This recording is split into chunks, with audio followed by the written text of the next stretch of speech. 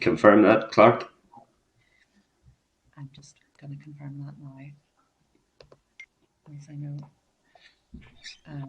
public now, Chair, and Diane is joining us. Thank you, Clark. And warm welcome to everyone to this meeting of the Education Committee. Can I ask Broadcasting to keep members in the spotlight and take agenda item 1? Any apologies? No? Okay. Then agenda item 2 is Chairperson's business.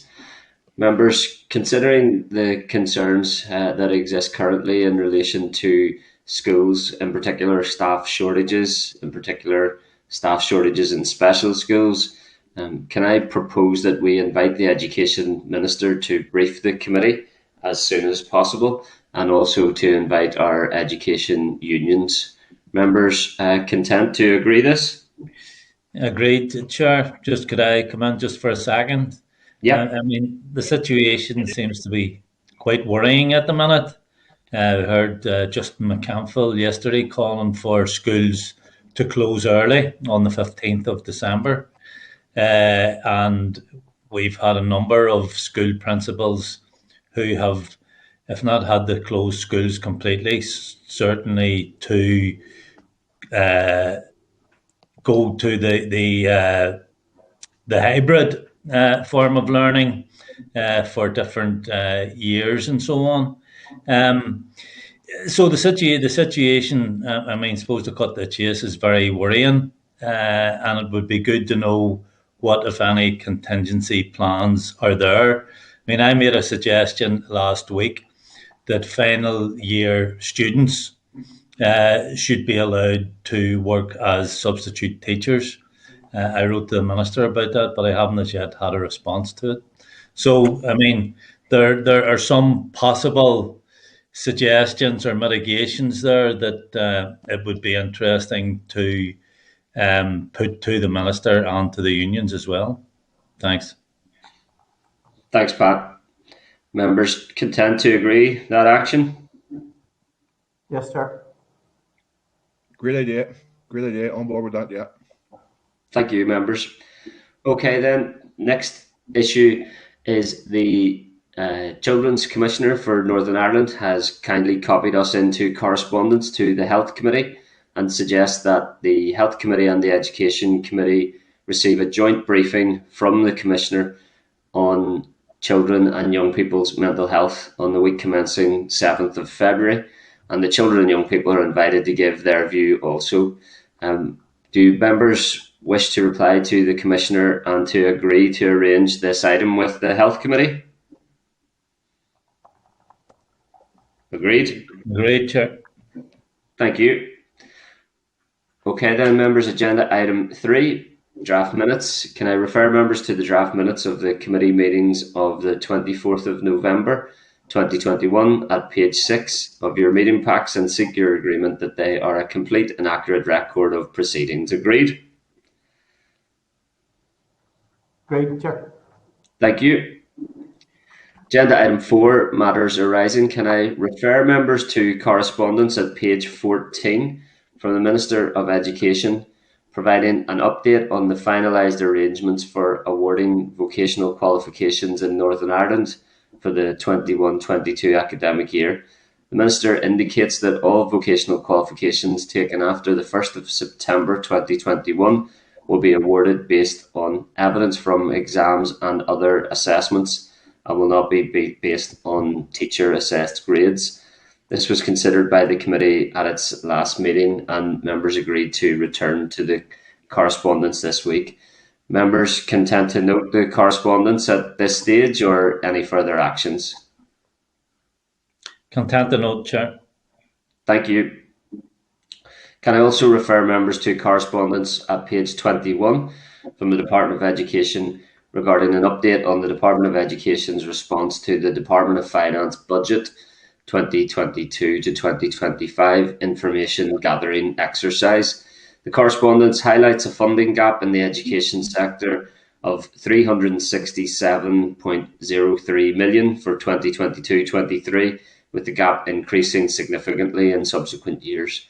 At the last meeting, the committee agreed to return to this issue and discuss how we wish to proceed with scrutiny of the multi-year education budget. Perhaps this would be an opportunity for us to engage the Fiscal Council for a first time in relation to its view on the education allocation. And I think there have also been some proposals about asking the Minister and or the Department to attend the committee in relation to this issue as well. Do members wish to make any suggestions in that regard? That's a good idea, Chair. Okay. Clark, happy to engage the Fiscal Council and the Department of Education in relation to the budget? Yeah. Okay, thank you. Thanks, members. Agenda item 5 is correspondence. Can I refer members to page 33, where we have 4 items of correspondence and a summary note at page 34. And can I ask the clerk to speak to the correspondence, please? Thanks. Certainly. Members, item 5.2 on page 36 is correspondence from the Minister on childcare related support led by the Department. The Minister has announced an extension to both the COVID-19 Childcare Temporary Closure Fund and indemnity for childcare providers until the 31st of December. Item 5.3 on page 50 is correspondence from SIA regarding publication of its approach to awarding grades for the academic year 2021 to 2022. Clark, sorry to cut across you. Can I just remind members when not speaking to mute their devices, and also just in relation to item 5.2, ask if members would be content for us to write to employers for childcare, for example, to forward that response that we've received from the Minister, and just ask if that covers current live issues in relation to childcare provision. My understanding is that possibly one fund that had been in place is not going to continue. Would members be content for us to send forward that correspondence to employers for childcare, just to check if there are any other issues that we should raise with the department in relation to childcare at this time? Yeah, content with that, Chair. Thank you. Sorry, Clark. Thank you. No, that's good. Thank you. So yeah, 5.3 on page 50 is correspondence from SIA about the publication of its approach to awarding grades for the academic year 2021-2022. So members, just taking your views on that, we can try to schedule a briefing with SIA in the early new year if you would like. Yeah, I think that would be a good idea. Members content to agree a session with SIA on those arrangements? Agreed? Agreed, Chair. Thank you. Thank you. There are a couple of things just for your diaries. Item 5.4 on page 53 is correspondence from the Committee and Member Services Office regarding an upcoming session on personal security. Item 5.5 on page 55 is an invitation from the Commissioner for Victims and Survivors to Clark, launch. sorry to cut across you again. Am I right in saying that invitation on personal security event occurs during an education committee? Oh, sugar. I'll go back to them about it. I didn't notice that, Chair. We might be in recess then, are we? Let's double check that, Clark. If it isn't a clash, Recess on the 18th. okay. If it's a clash, perhaps we could seek an alternative date for education committee members, and if it's not a clash, then we're sorted. Thank you. Yeah, sure. And yeah, so 5.5 is an invitation from the Commissioner for Victims and Survivors to the launch of the EU Peace 4 funded research, Better Together, reviewing the needs of victims and survivors of the conflict. So other than that, members, if you're content, the correspondence will be disposed of as per the summary note at page 34.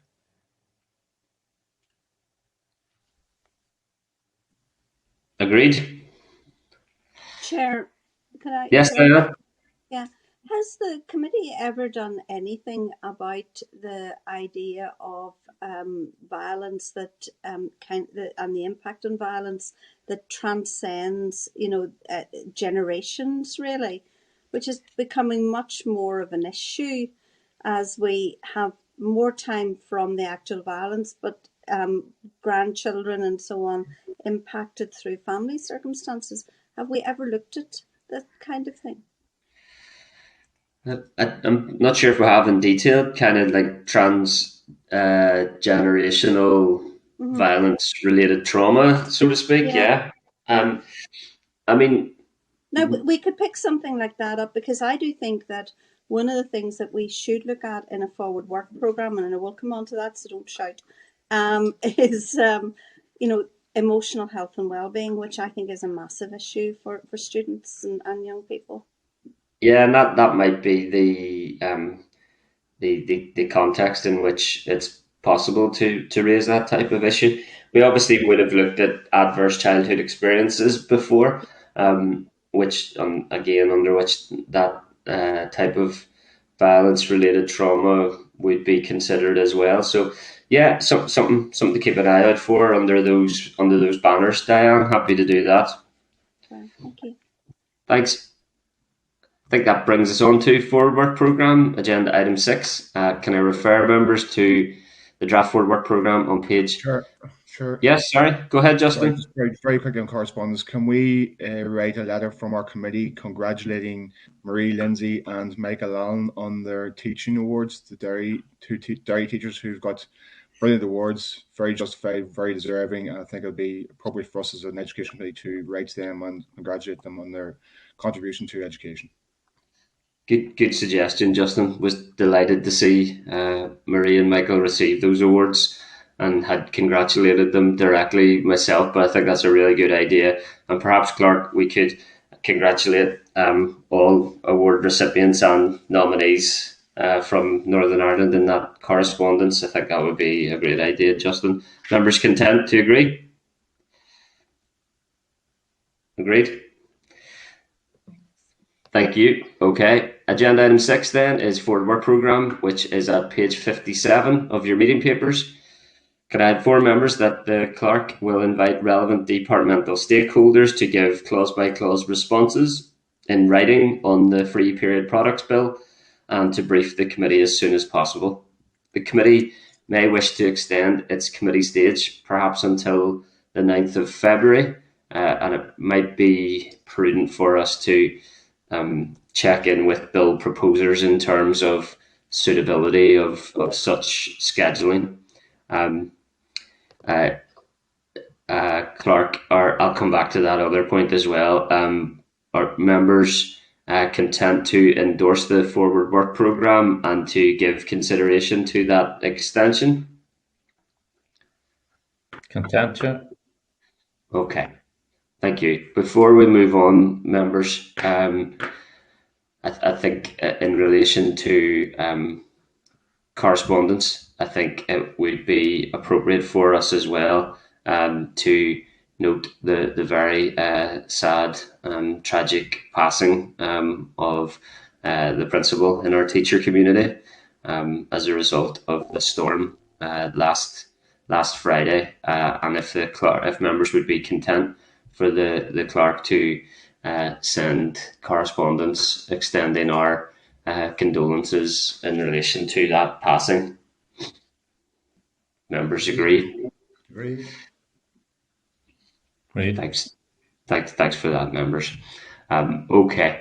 Agenda item 7 then is our briefing from the Verbal Arts Centre on the work of Verbal in relation to some superb innovation around assisting and empowering teachers in our community. Can I ask Assembly Broadcasting to remove members from the spotlight, refer members to correspondence from Verbal at page 63 and Clark's brief at page 12 of table of papers? Can I welcome Andrea Doran, Director of Programming at Verbal Arts, advise the witness that the committee will give you 10 minutes to make your opening statement, followed by questions from members. Is Andrea there? Okay, Clark? Not yet? Okay, no problem. So just to recap, members, correspondence from Verbal is at page 63 of your pack, and Clark's brief is at page 12 of your tabled papers. Page 63 pack on page 12 tabled items. Chair, just while we're waiting on the witnesses coming in, Have Yep. you any indicative date for the integrated education bill going to consideration stage?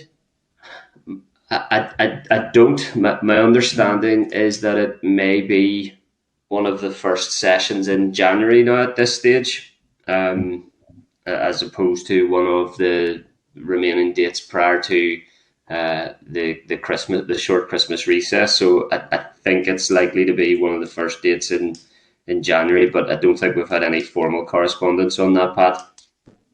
Okay, thanks. Oh, are we okay, Clark? Yeah, I'm just waiting for Andrea to join. I did call her just now, so No problem. We're slightly ahead. we are slightly ahead of ourselves this morning. Yeah. Okay. Can I go back to a question from correspondence in that case, please? Yes, certainly, Nicola. Go ahead. Just that letter from the Minister about the childcare. Can you tell me where it is in the pack? Yeah, certainly. It's page 36. On the pack, not the table papers? No, yeah, it's in the normal pack, page 36, I think it is. Isn't that right, Clark? Yeah. Can you see it okay, Nicola? Andrea's there now. I can't. That's okay. I'll get it off you after, Evan. Maybe is that okay? Yeah, actually, I'm not sure it's in the pack there, Evan, actually. If you could, yeah, if it be possible to locate that and send that on to us. Yeah. Thank you. We'll do that during our briefing. I'll just double check it's not in the table. Yeah, if you could locate. Okay, and Andrea has joined us now. I'll send That's you great. that. Thanks. Okay, so back to agenda item 7 and our briefing from Verbal. Can I give a warm welcome to Andrea Doran, Director of Programming at Verbal. Hi, Andrea. Hi, how are you this morning? Doing good. We'll be able to give you up to 10 minutes to make an opening statement, followed by questions from members. We're delighted to have you with us. Thanks for taking the time today to tell us about the great work you're doing. Thanks, that's great. So I have a quick presentation. Again, I just want to take you through, it might help some of the structured conversation, and then suppose launch into our digital platform or Verbal Wellbeing and show you that. So if I can share my screen, if possible. Allow. Sorry, this is not allow. It says, will you allow me? Yeah, I want to allow that. And now it's not saying. It's not letting me share my screen with you.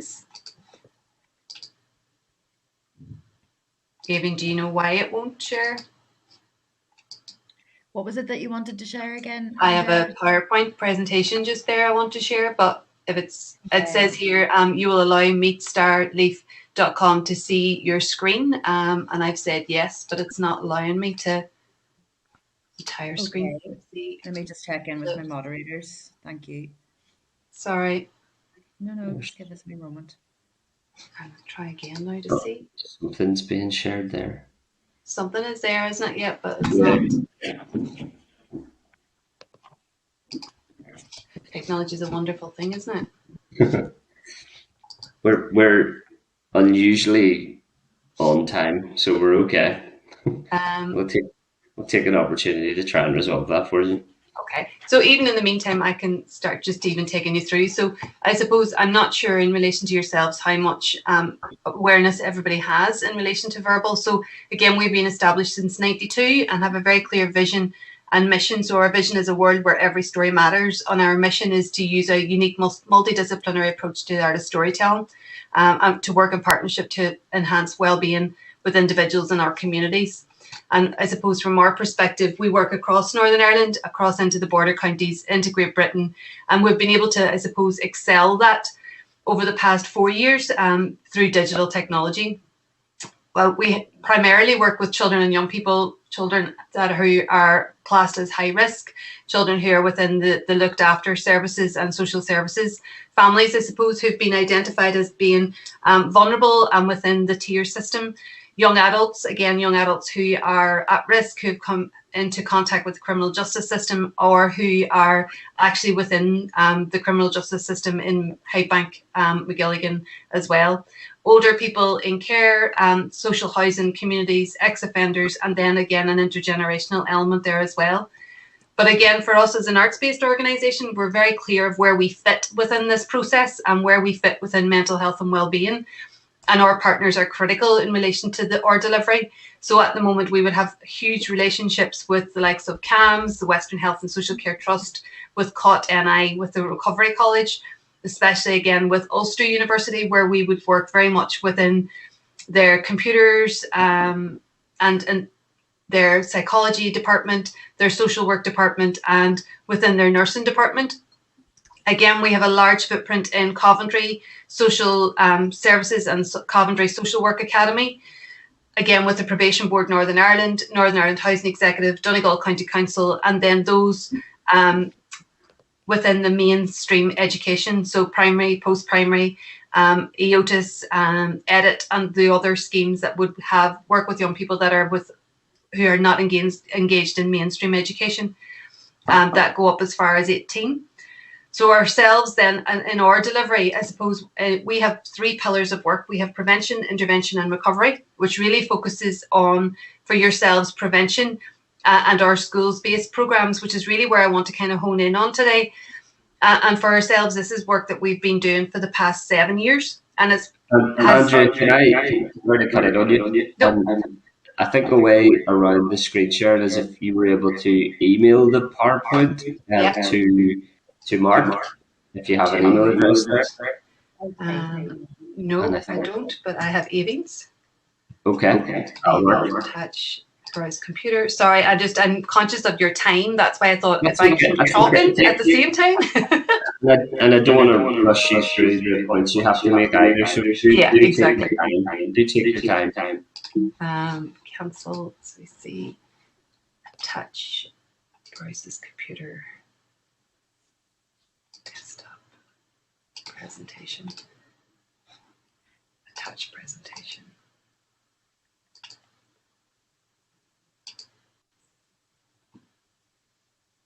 I'm just attaching this AV now to you, so Perfect, thank you.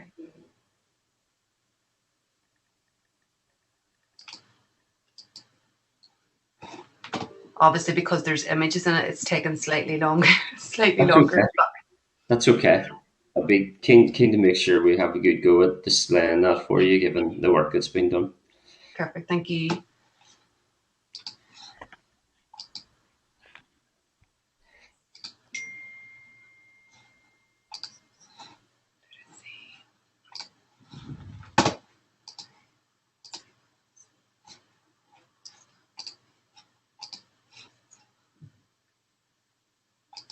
Just a touch there.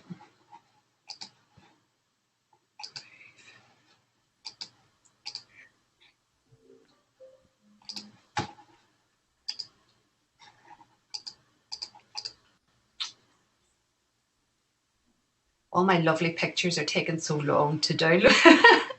It's always the way when you've got large PowerPoints with images in them. We're looking forward to seeing them. Don't say that, Chris. You put me under more pressure now. As I said the last day, I mean, the powers of technology, I have mastered them over the last number of months, and it's like a well-oiled machine at this stage, and now I'm panicking. Don't take your time. As I said, we're okay for time. Avine, I've just sent that to you there, so hopefully that's gone to you. Okay, I haven't got it just yet, but sure it's on its way.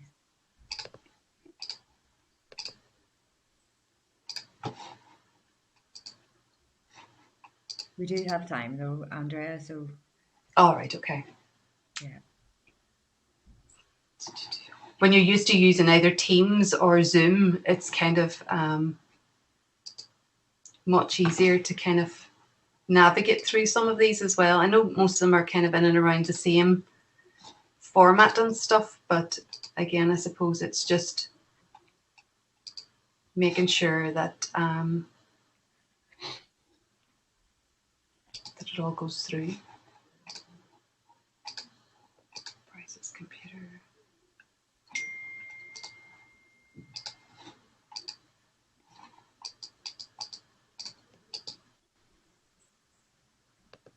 Did I go through Evie? No? Not yet, Andrea. But if you want to just continue. Keep talking, yeah, absolutely. Because I have the presentation here in front of me, so I'll just keep going around, and then at least then I can forward it on. No problem. And if it does come through, then Aoibhinn can share it as soon as it comes through there. But take your time otherwise. Thank you. Perfect. All right. So again, like I said, for us, we're very, very clear in relation to what we bring to the table in relation to mental health and well-being and engaging with individuals and communities. And it is those partnerships for ourselves that kind of, I suppose, ensure that the delivery of what we have and the quality of what we have is far-reaching, and that it has a huge impact, and that evaluation and monitoring piece can be really seen clearly. So again, from our perspective, this is a journey we've kind of started as part of the City of Culture. And I suppose whenever we talk about what it is we do and how we do it, Verbal has a shared reading programme. So again, for us, shared reading is very much looking at reading a story aloud to an audience that you have in front of you. So again, we started off, like I said, as part of the City of Culture, and what we did was we wanted to get the city reading.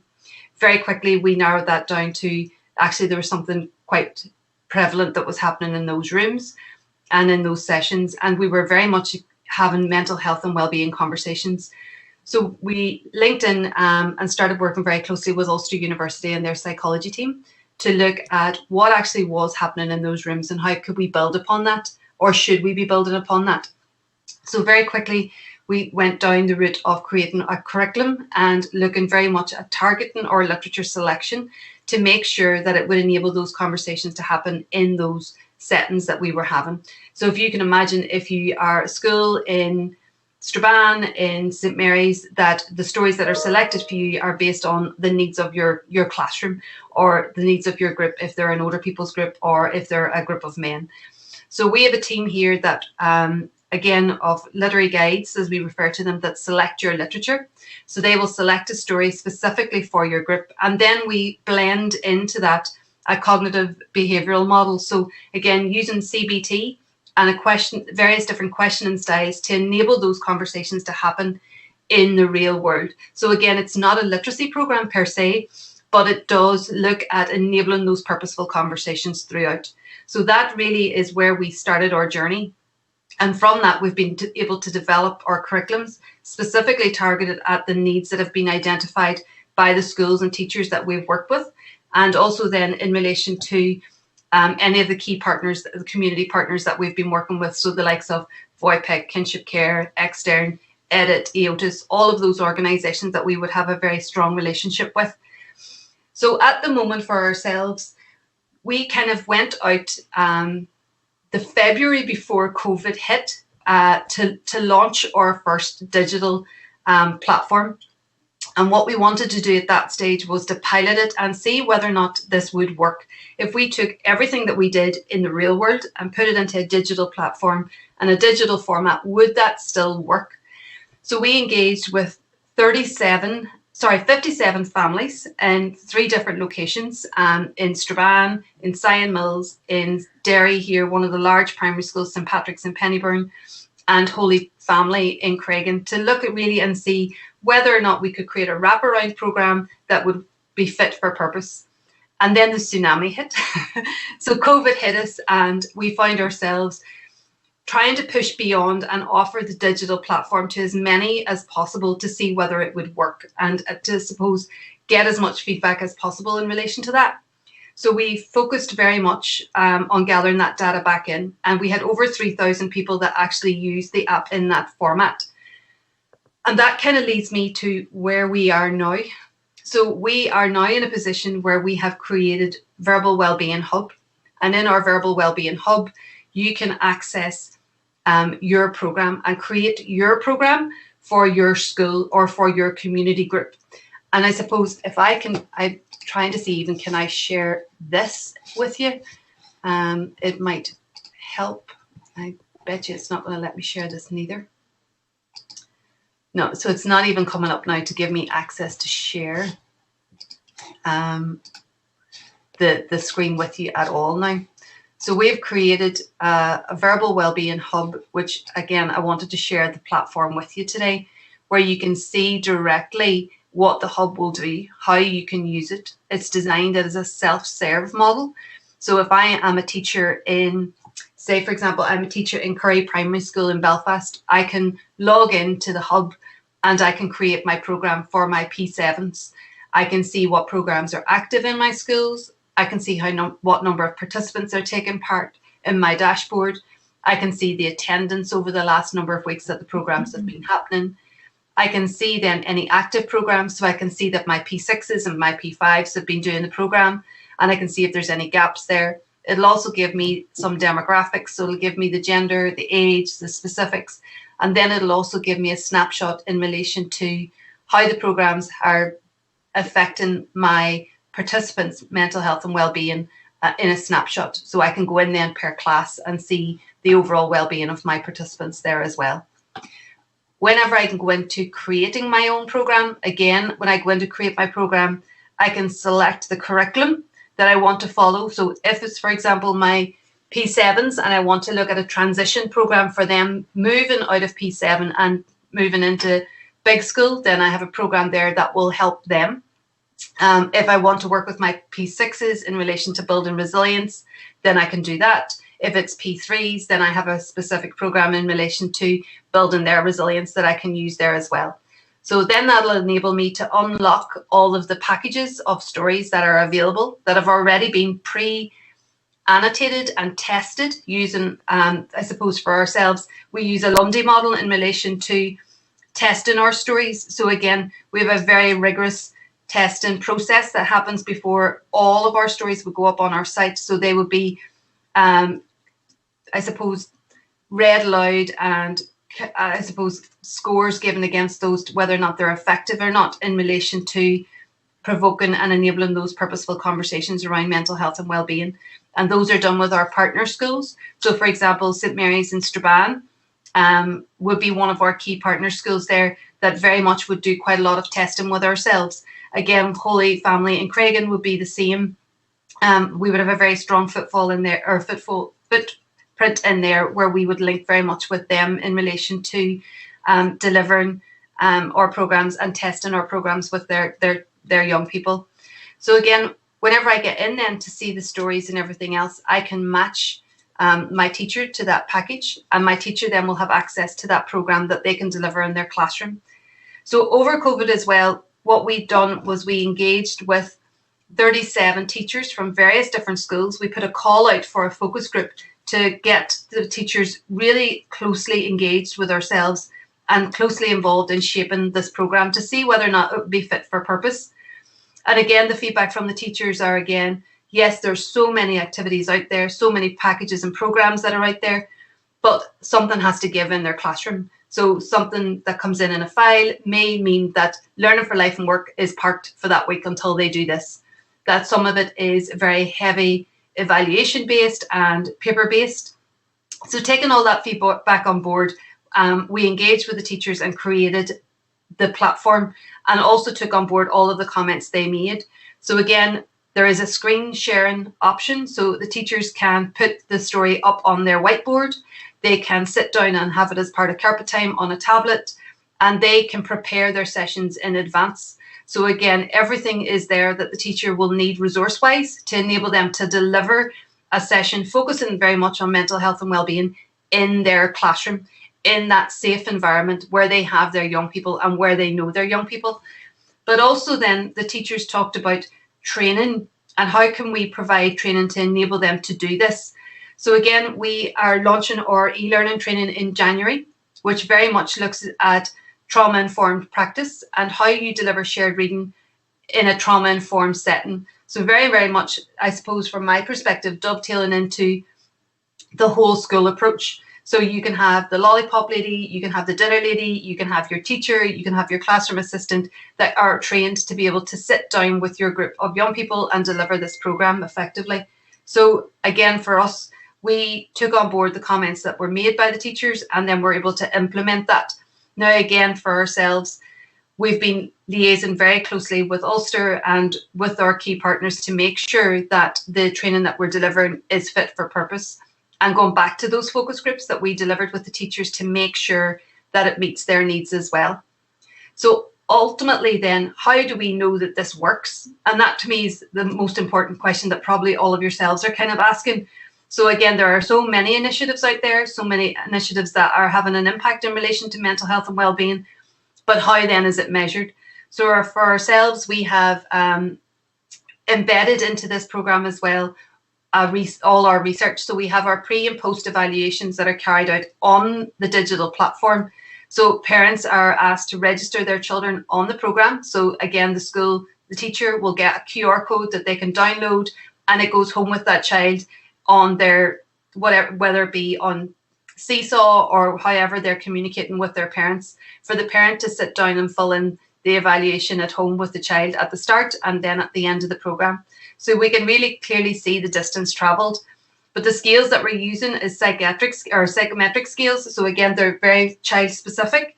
So again, they meet the needs of that child. They're tailored to make sure that they gather the information in relation to problem solving, emotional regulation, in relation to communication, and so on, to make sure that we're really targeting those key areas in relation to mental health and well-being. And then ultimately that the teacher can see there is a change, or if there isn't a change in their classroom. And then ultimately that the principal can see that there is a change in their school, and that they have, I suppose, a trauma-informed school, or they have a well-being school that's really making steps to address that well-being within a school setting.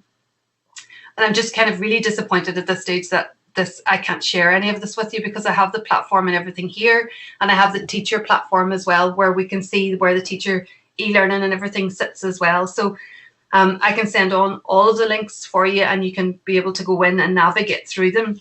But I suppose the next steps for me then, which are kind of really critical for ourselves, we are presenting to Coventry Social Services and Coventry Council in the end of December with a potential rollout of this particular programme and model in all of their schools from March onwards.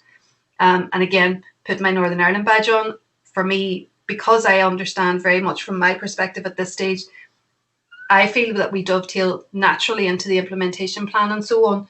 It's about how do we do this going forward. And it's not today about looking for money to do this. So again, for us, we've been able to draw down funding from the PHA to deliver the e-learning training to our schools in Northern Ireland, to our teachers, to a limited capacity, but we've been able to do that. Again, with other funding, we are targeting the Northwest, where we're going to work with 180 children. Again, with additional funding, we've got another 16 schools in Belfast that we're going to specifically target. So again, those schools being across all of Belfast. So North Belfast, you've got Hazelwood Integrated. In West Belfast, you've got St. Paul's Primary School. In South Belfast, you know, we've got our schools there. You've got Southwest Belfast, I've got Finnegy Primary School. I've got St. Michael's Primary School. So again, from this perspective today, it's about sharing the information and letting you see the large footprint we've got in our schools, and to see whether or not, I suppose, this aligns to your future plans and how we can take this forward. Sorry, Chris, I don't know whether or not that's I'm kind of really disappointed now at this stage. No, thanks so much, Andrea. We always need to follow up anyway, so we'll make sure that those links are provided to all MLAs. I think your program is fantastic. I have had the advantage of seeing some of the platform on screen, so I will be encouraging MLAs to look closely at the links when we're able to provide them for them. Look, we need to review the capacity of this platform to allow presenters to share screens as well, and we can do that. But we'll make sure that those links are sent on to MLAs. What is the? I'll ask one question before I bring other members in. What is the key piece of progress that you want to see to ensure that the platform can be used as wisely as possible? Is it meeting with the Education Minister to try and have the programme promoted across all the schools through C2K? Is it what can we do to try and help the distribution and the access to this excellent facility? For me, it is along those lines, Chris. You're right. So again, we can keep burying our head and move on and push on, because again, we do have the financial resources to do that. As we have started developing the programme, 3-4 years ago now, in relation to the key relationships we have with the PHA, with the Department of Health and so on. Education have not been at the table for us, which again is disappointing, but we are where we are. But for me, it is about getting in front of those people now that are making those decisions, and for me being able to say and demonstrate more importantly that we meet the requirements of the implementation plan. When you look at all the different themes in relation to, for example, the RISE programme, we are training the staff members in RISE to deliver the programme and to use the digital platform in their schools that they're engaging with. So, again, RISE are written into the plan, and absolutely they have a major role to play there. But again, there's a capacity issue there. So again, when we look at having CAMs within our schools, we've already been working with CAMs here in the Northwest who use our programme as a waiting process for those young people who are waiting to get into CAMs, and as an exit strategy for those young people that are coming through their programmes. And I've very clearly said that this programme leaves the young people coming to them much more ready to have those therapeutic conversations. So for us, again, it would be fantastic. And I'm not privy to how CAMs are going to be rolled out in schools going forward, and whether or not we as a society have the financial resources to do that. But if you have something that is working, how can we build upon that? So absolutely, Chris, it's getting this message out to the right people, and being able to demonstrate to them that this has an impact. Because for us, it can't just be me saying, this is amazing. It has to be how I can demonstrate that for you. And that's something we take very serious. Thanks, Andrea. I think, as you said, that it really seems to fit into the emotional health and wellbeing framework. And I know that Department of Education lead official on that piece of work is Ricky Irwin. So perhaps some first actions for us can be to write to the Minister and to Ricky to share information in relation to the programme and how we feel that it should be considered within the emotional health and wellbeing framework, and maybe ask that contact is established with you in that regard. That would be brilliant. Okay, can I bring in Deputy Chair? Sorry, just before I do as well, for me, the key aspect of the programme is empowering teachers. I know we ask so much of teachers at times, but this tool really does seem to empower them and provide them with resources and monitoring and tracking of health and well-being that I imagine most teachers would gladly receive it. Let me bring in Deputy Chairperson Pat Sheehan, MLA. Thanks. Thanks, Chris, and thanks, Andrea, for your presentation. I want to commend you on the work that you're doing, as Chris says, it sounds like an absolutely fantastic programme. I'm just wondering, how many schools overall in the North would use this programme? So again, we have been able to secure funding on a yearly cycle. So again, for our Children in Need programme specifically, we work with 180 young people per year. So last year alone, we would have worked with probably around 72, 75 schools across the North. Again, that's only a small footprint. But again, for us, especially when you think about COVID and everything else, to have those number of schools engaging with ourselves over that rocky period is really a real success for us. And I mean, genuinely engaging with us. So again, we've had either staff go out to deliver when feasible, delivering sessions online, being flexible to meet the needs of the schools so that we fit with their timetable and so on as well. If there are any young people that have been identified as having, I suppose, higher levels of need, we've been delivering one-to-one sessions online. So again, for us, 76 is a starting point for us, but we do have more schools that have expressed interest and are ready to go. Thanks. And I suppose in the current climate, anything that contributes to the emotional health and well-being of our children is very welcome and absolutely necessary. And I'm just wondering, do you have any headspace to expand, or what would you require to actually expand the programme to a greater number of schools? Thanks. So for us at the moment, again, the e-learning platform and the e-learning for teachers is critical. It will be launched in January. So at that point, then what we want to be able to do is open this up to all the schools and say, listen, this is here for you to use, and get as many schools as possible signed up and on board as possible.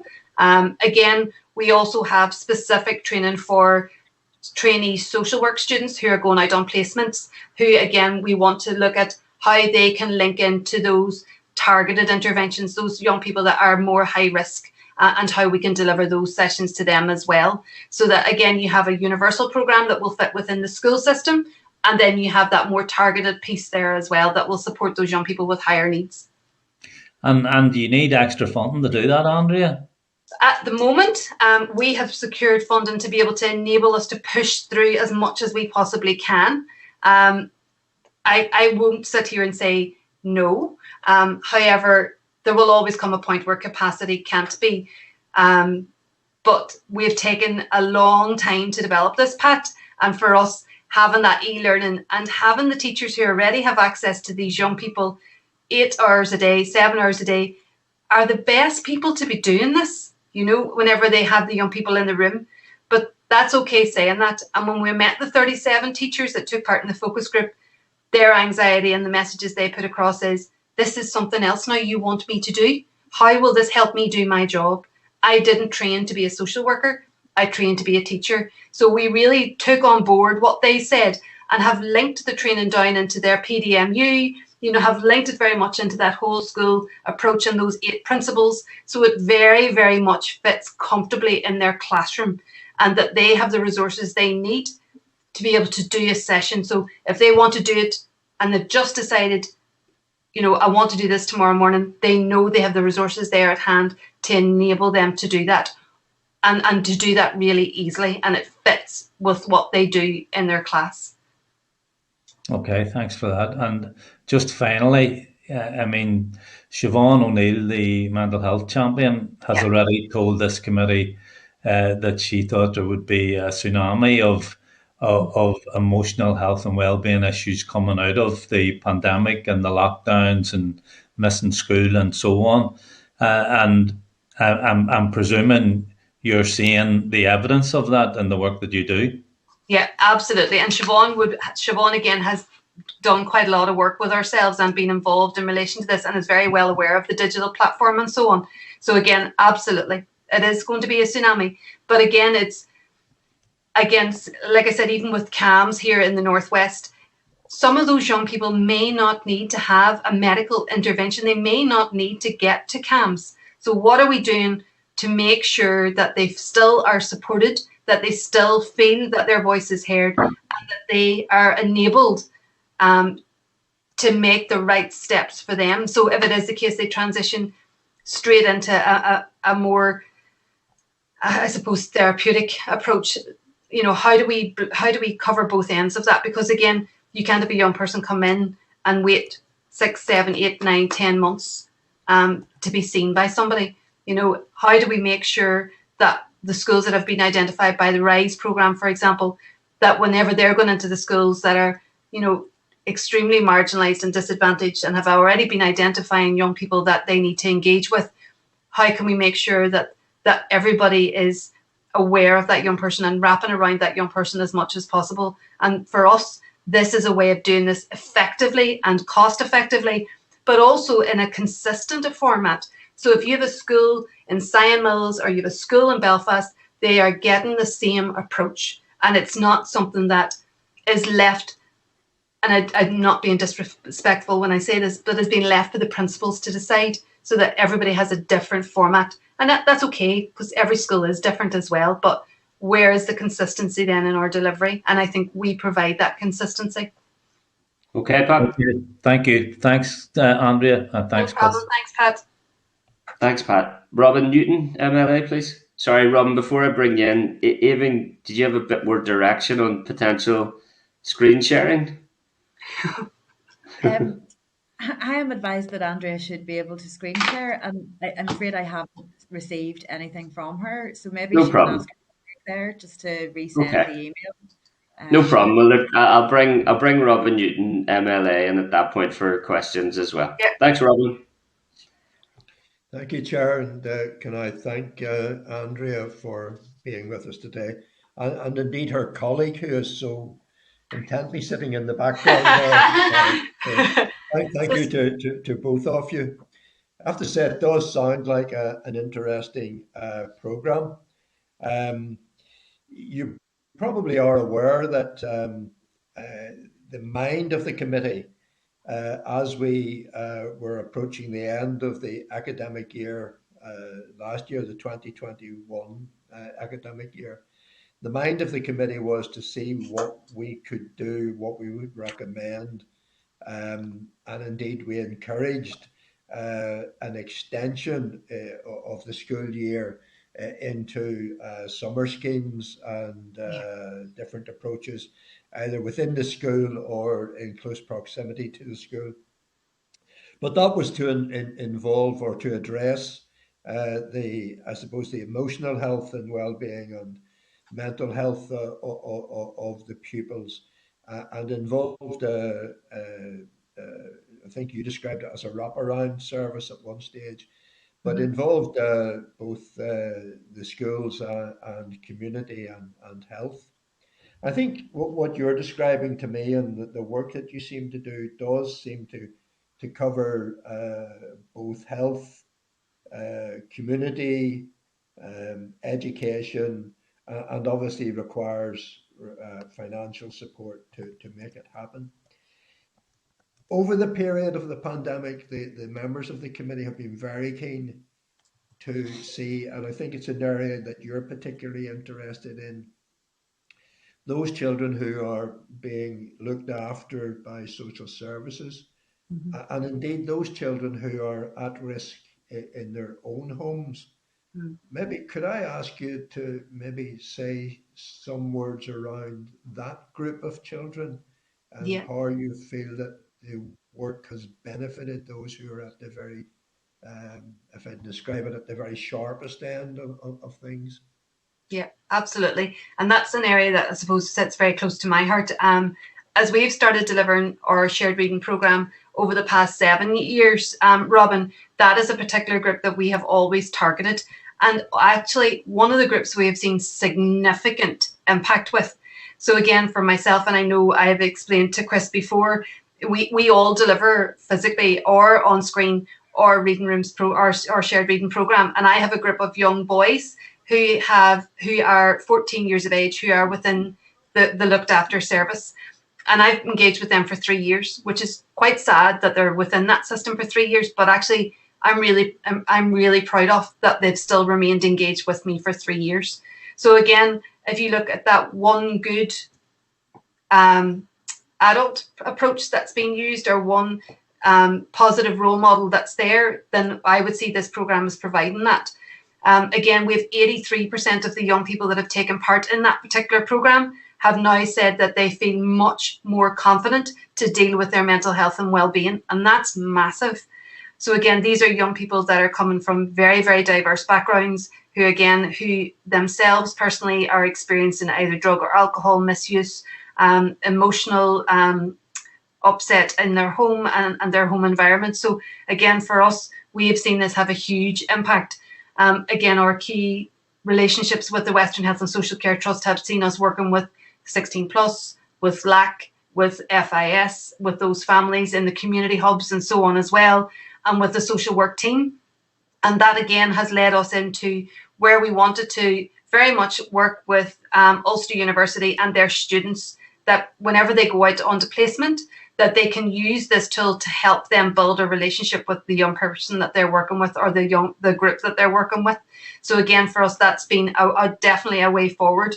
But also then, so again, over the last, Robin, probably over the last 5 years, we've worked with probably about 6,000 young people at various different points that fall into that category. Again, who've been signposted through schools, through social services and so on, across the whole of Northern Ireland. But in the last year, we've very much worked with Coventry Social Services and an organisation called Coventry Virtual School, who look at very much the educational attainment of young people who are at risk and young people who are looked after, and have been invited to we have been invited to their conference now in March to present. And again, they are very much helping us in relation to the lead of Coventry Council embedding this in their council going forward, specifically targeting those at-risk young people. And again, for us, it's about how do we make sure what we're doing in Coventry is mirrored here in Northern Ireland. So the Coventry Social Work Academy, they want us to train those social workers as they go through the social work system so they can use the tool. Again, here in Northern Ireland, that's why we're working closely with Ulster to see, can we provide the social work students that opportunity, and the AYE students, or the AYE graduates, as they come in now into the real world, I suppose, of work.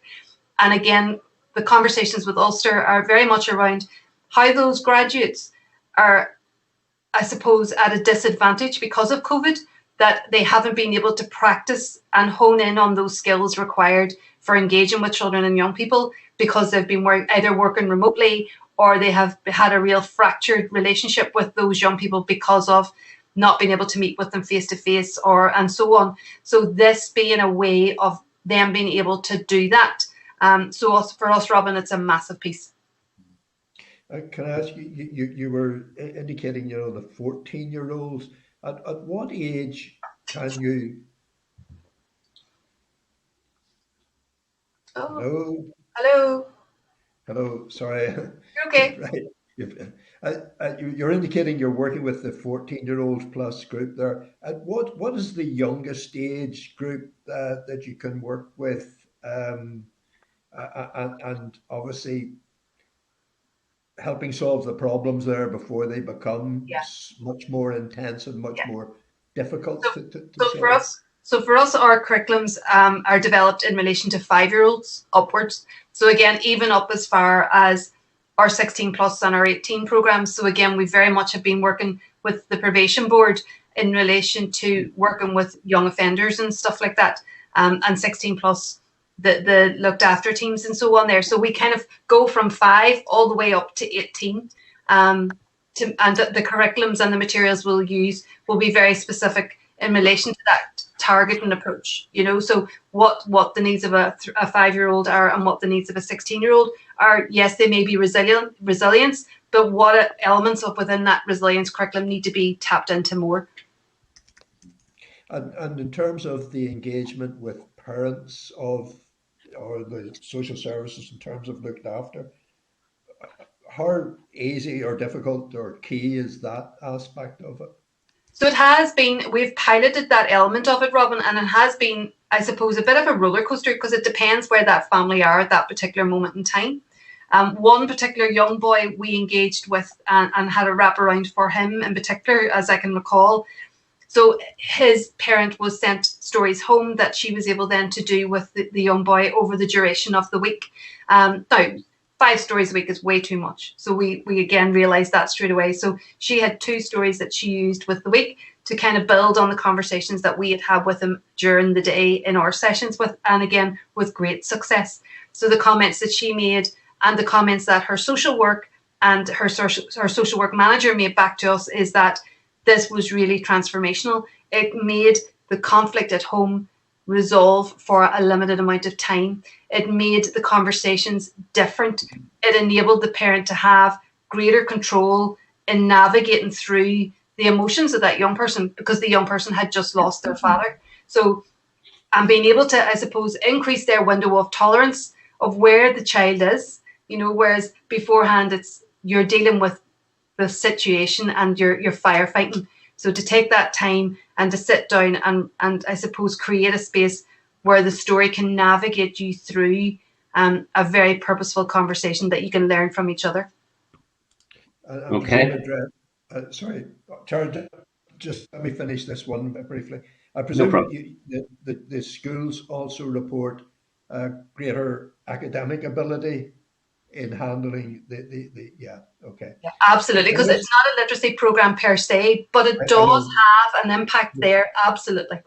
Absolutely. And can I just, in terms of, you were indicating in Belfast, the schools you were going to work on, you left out the best part of Belfast. Oh, did I? And again, I'll just have to put my Tyrone flag up then. So when you work in Strabane, maybe I have a very long list of schools in Belfast. So yeah, my geography isn't very good. Robin and I need to Robin and I need to ensure that you venture into East Belfast. Absolutely. I've got John Paul II in East Belfast. They're going to be working with themselves, so they're on my list. Thanks, Robin. Okay, before I bring in Daniel, who will be glad to talk to you about Strabane, I think Tracy from Assembly Broadcasting has worked out a way for us to share the video briefly. Yeah, that's great. Well, I don't know what that is. So that's our website. Okay. We haven't received your presentation, Andrea, so we just wanted to try to give members. Right. Okay. Is the well-read one relevant for you? No. That was the pilot that we went out with in February. Okay. And that's broken. Can he come up and see? I'm going to send down for our tech guy as well. To see I can just share the dashboard for the digital hub. And I can send. We'll keep working through questions, and if we manage to get any on screen information of relevance before the end, we'll bring that in. Okay. Can I bring Daniel McCrossan, MLA, in, please? Thanks. Hi, Chair. You can hear me okay? Yeah. Okay. Andrea, how are you doing? Thanks very much for being with us and for your detailed presentation, taking our questions, and for giving that very important plug to Strabane, centre of the universe. Always got my Strabane hat on. Centre of the universe. I think following on from a number of things that you've said, it's very clear that DE and EA need to make staff available from the ETA and within the EA to fill the gaps that they want schools to continue to function safely. I think that's very important. And what more can DE and EA do to protect children and staff? Andrea, in your opinion, you've called for the department and the Education Authority to look at ventilation in our schools, and rightly so. The CMO was to make available data specific to Northern Ireland. The committee is still waiting for it, so we haven't received that. How do we know if ventilation in our schools is as effective as other jurisdictions? For instance, elsewhere, there was a central approach taken to checking ventilation. Here, the EA told principals and boards of governors to do it and get in touch if they identified a problem, which is an issue. The expertise does not exist in schools to do this, so EA should have stepped up to the mark. I'm sure you'll agree that there are concerns there.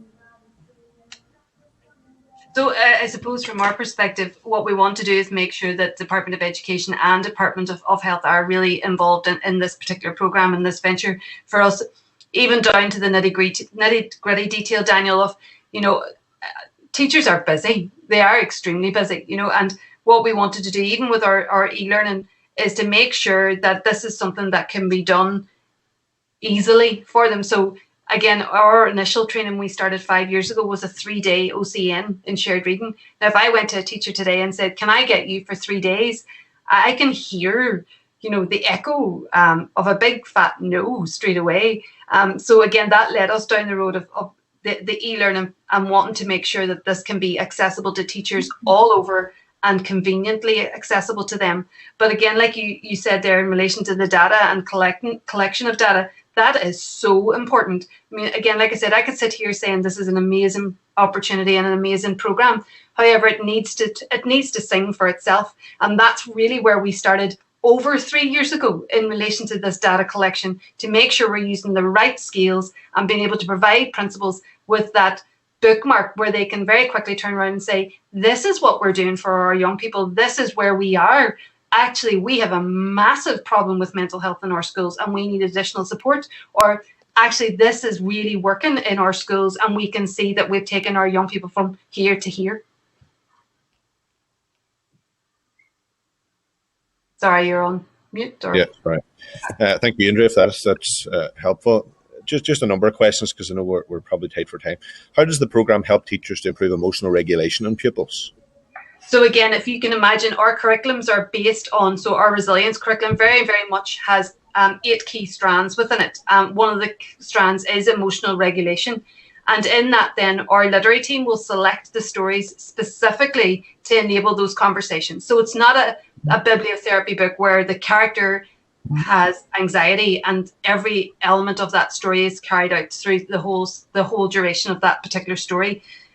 What we've got is a narrative arc, and where we hang the questions on in relation to that story to be able to enable the conversation to be about the situation that's there. So if it's a young boy is in a situation, does he throw the glass bottle or does he not throw the glass bottle? So again, with the questions that we're asking, using that CBT questioning style, we're able to enable the young person to walk through that situation in the character's shoes. So again, when you do that over time, and what we have experienced over the past 7 years is when you do that consistently and you create the opportunity for people to put themselves in other shoes, then they learn. So you change their behavior. But also then, that I can't sit here and say, if I get them to a stage where they've taken part in a 12-week program with themselves, that behavior is going to change. But what we've got to, the experience we've had to date is that it's that they become more aware of that behavior and changing that behavior. So either I change it and I don't throw the glass bottle, or I do throw the glass bottle, but I'm much more aware of the consequences if I throw that glass bottle. So it just enables the young person to stop for that split second and change that behavior. And again, that whole emotional regulation is part of that, where you get them to realize when they go through the situations with the character that they're able to identify much quicker and much sooner what their thoughts and feelings are about that particular situation that they find themselves in. Yeah, okay. Thanks, Anna. Which funders have supported your work to date, Andrea? And are the app and facilitated sessions expensive, for instance? What would you need to roll out on the program, or even more to all schools? So at the moment, we're in the process of tying down what that pricing would look like to roll out across all of the schools as we kind of look at that from a Coventry perspective. In relation to funding, we've secured at the moment, so we've been funded by Children in Need, we've been funded by the PHA, we've been funded by Henry Smith, we've been funded by the Community Foundation, we have been funded by Garfield Weston. So again, there's multiple, they're all coming from charitable foundations that we've secured additional funding for. And again, even from the Arts Council itself, we've secured funding from them as our core funder to be able to deliver the programme. Okay.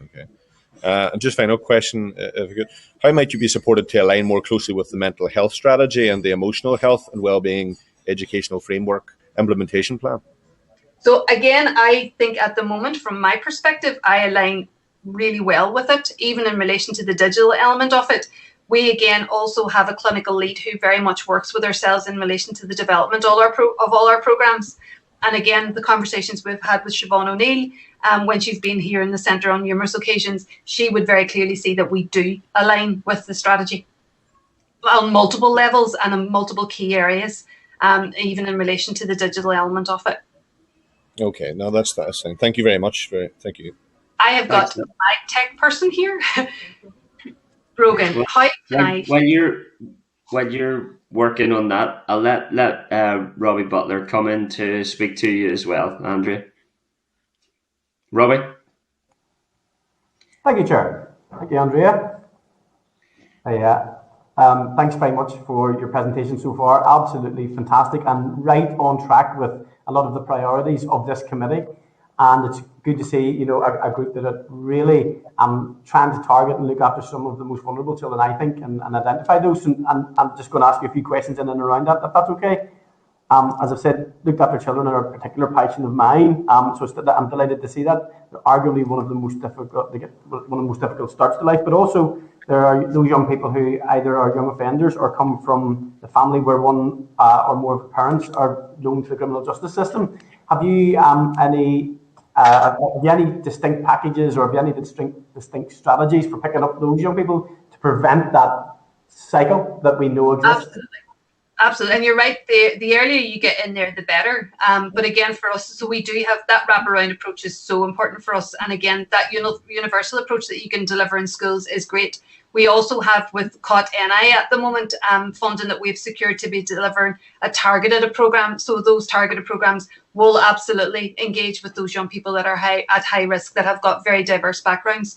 But also, again, I suppose for us, this has gone back 3 years again, even 4 years ago. So again, we work very closely with the probation board and Geraldine O'Hare, and I've delivered a pilot with her in the Northwest here, where we looked at that contact time that parents were having with their children and building that relationship after that parent has come out of the criminal justice system. So again, we had a number of we have had a number of fathers here who have had no relationship with their children, who had a very, very fractured relationship there, who had supervised contact. And again, working very closely with the probation officers, that supervised contact, father sitting in one chair, the child sitting in another. What do we do? What do you want me to do with this child? I don't know how to talk to this child. And if I do, it's more than likely going to end up not taking us down the road we want to. So what we were able to do was, again, develop a program that looked very, very much at parenting, looked at building empathy, looked at building that child's resilience, and looked at building that relationship between those two together again. And again, really, really successful, But again, that came back to a program we delivered in Maghaberry with the Dad's Landing. So very, very much, again, looking at those dads and how we can create that wraparound for them, so that when they had contact on their visiting days with they had additional visiting right or access on the Saturdays with their children in a more freer environment.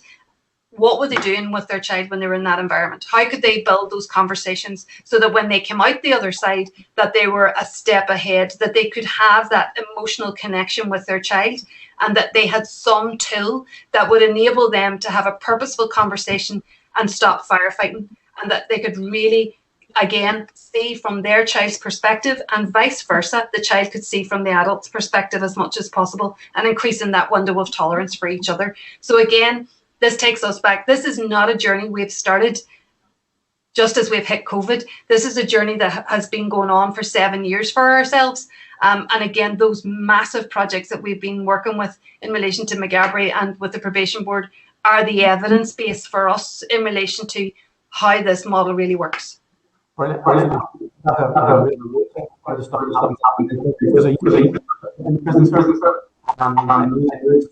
Fantastic. Could you no? Yeah, your audio was a bit muffled there, Robbie. Can I just check everybody is muted who isn't speaking? And maybe if you speak as slowly as possible, Robbie, we might make that out. You said I talk fast. You sound like one of my... No, just the way the audio is working, sorry. Okay. No, that's really good, Andrea. Thank you for that. I mean, I could talk to you all day about that.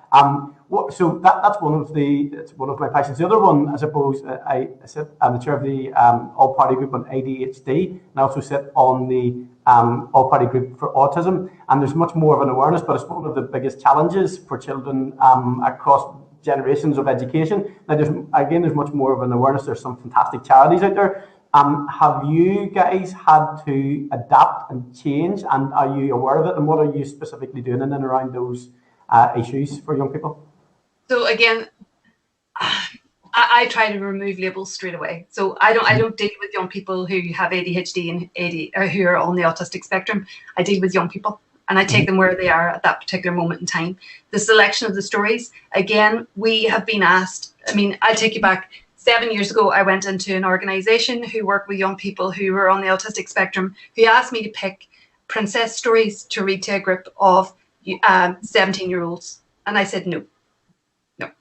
That is not the young people that I met, their capacity, their cognitive abilities and everything else were much more advanced than that. So for us, it is about making sure that we meet that need and be able to develop a program that wraps around in relation to that need and creates a space for that young person to contribute to society in a positive way that doesn't limit or stifle their voice. So again, for us, we've worked with Empower, for example, and very much looking at a parent and child programme there in relation to that emotional regulation piece, very, very much. But again, young people come to our sessions and some of them do have ADHD, some of them have disclosed they've ADHD, some of them are on the autistic spectrum, some of them aren't. I deal with young people as where they are at that particular moment in time. Now, again, for us, we are in the process of tying that down slightly more in relation to working with Peter Quinn, for example, in the Western Trust here, and very much looking at what are the key areas that he and his team are finding within the autistic spectrum and ADHD, and where we need to make sure that we're definitely having an impact in relation to that emotional regulation piece. So it is continuing to develop, but for me, that's something we deal with day and daily, because the nature of the young people we're engaging with, they'll always come from diverse backgrounds and with very complex needs. I'm just going to suggest that as a would be useful for the ADHD piece. Just two final questions, just getting reverberating again, Chair. I don't know if someone's got their mic on or something. I'll just give you. Robbie, just let me check. I think Robin might be the only member that could do with muting a device there. But we're hearing you okay. Go ahead there. Final two questions, Andrea. I'll give you them both together if that's okay. What issues have you identified as the core issues or themes faced by our young people at each of the key stages, perhaps? And also, how closely does Verbal Arts align with the recently released mental health strategy and emotional wellbeing frameworks? So the first one, again, in relation to what are the core issues? So again, it is that bounce back. How do you get young people to be able to bounce back? How are you able to get young people to emotionally regulate and recognize that their thoughts and feelings and behaviors, and how they can address that, and how they can, again, bounce back from that really, really quickly and be able to contribute and continue to contribute, but also recognize that I have a problem here, and that's okay.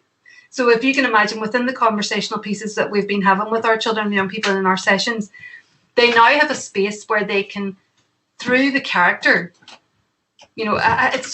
again, even when I would love for you to come and see a reading room session where ultimately you have a young person who will sit in a circle and tell you everything in the guise of the character.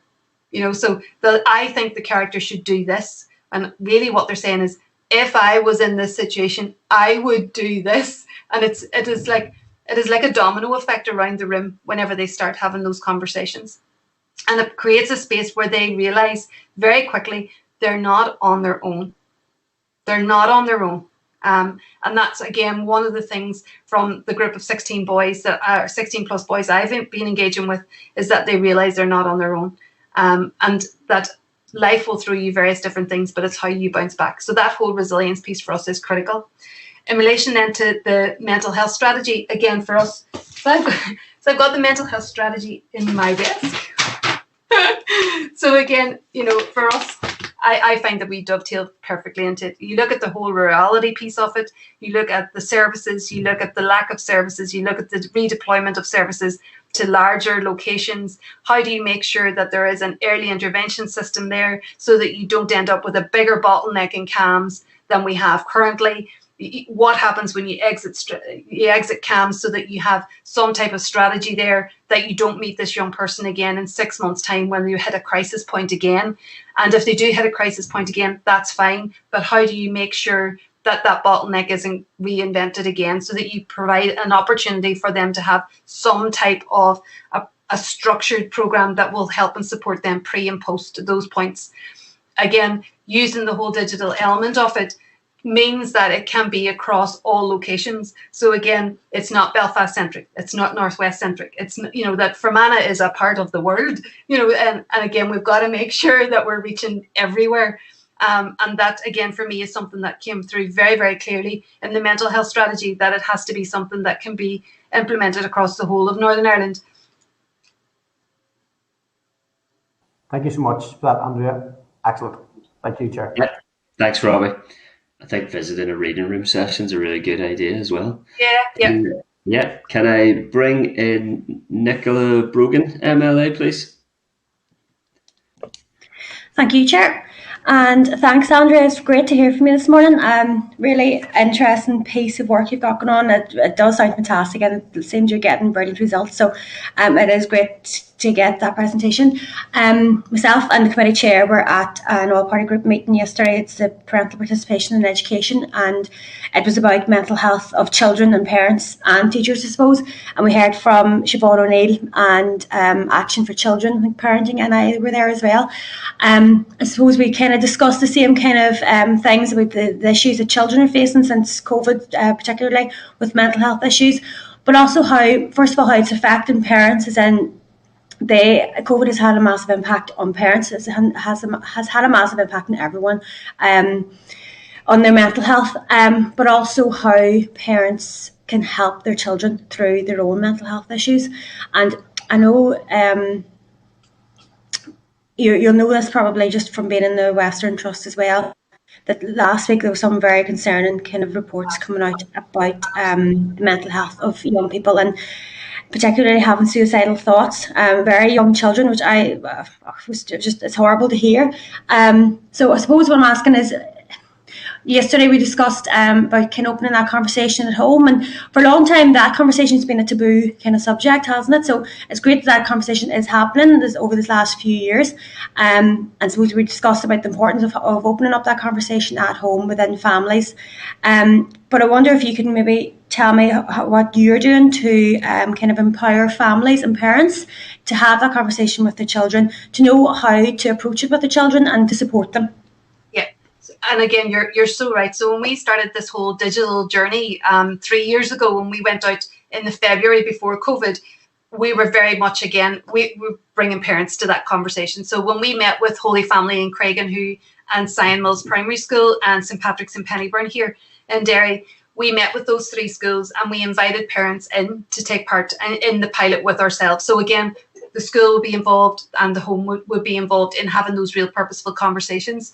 And again, these are, again, if you look at Holy Family in particular, I mean, you've got they're in the middle of Craigan. Lots of parents came to the session and said, I have difficulty reading. I'm really not a fluent reader. I'm really nervous and apprehensive about this. What can I do here? And I want to have those conversations. I want to be a good parent. So what we said is, let us guide you. Let us be there to help and support you. We want you to feel that you're in safe hands with us when you are having those conversations. So when you go in and access the story that you're going to read aloud that night to your child, as a parent, so we've gone through this whole process where we said, right, okay, so you ask question 1 after the first paragraph of the story, and the child turns around and says to you, so you ask them, what do you think Brian would do? And do you think Brian should have thrown the bottle? No. So as a parent, you sit there going, what do I say next? Do I move on to the next question? So straight away, you know, the insecurities of that parent are there. And actually, do you know what? This is no good because I'm not doing this right. So their insecurities are identified. And we took all of that on board and said, so when you go into the app and you're reading aloud with your child, so the question comes up and then it gives you the tips underneath it. So it says, if your child says no, then this is the next question that you should be asking. What about exploring this with them? So again, it gives you 3 small tips, because if you can imagine, you're reading it on your phone, more than likely, or a tablet, and you have very little time there. And what you don't want to feel as a parent is silly in front of your child. You know, we all know when they come home from school where you say, how's your day? And you get the grunt. You know, this is about creating a space in the evening where you can sit down with your child and have those purposeful conversations. And know that those conversations then are being reinforced in the classroom as well, the same way, that you don't feel out of place, that you're in safe hands with us in relation to the development of the app and those questions that we can ask along the way. So 3 years ago, we started that journey with those parents together to make sure that the app does that. One of the big things and one of the big learning from ourselves is that when we designed the app that was being used for parents, Nicola, was that it had little characters. So those little characters that were up on the screen there now, the kind of animals in the woods. So what parents were doing when we pushed out beyond COVID, whenever COVID kicked, was that parents were given the app to their child to read alone. So they seen the packaging of it. as too child friendly, that they were just giving it to their child. So again, it hasn't been perfect. But for us it has been, because we're able to take that learning straight away and go, that's wrong, right? Okay, that's not what we wanted. We want the parent to really sit down with their child and read together. So we've been able to learn very quickly from that. And well, that's really, sorry to talk about, but that's really important that you do learn from your own experiences. It's best and take from other people and their kind of expertise on it.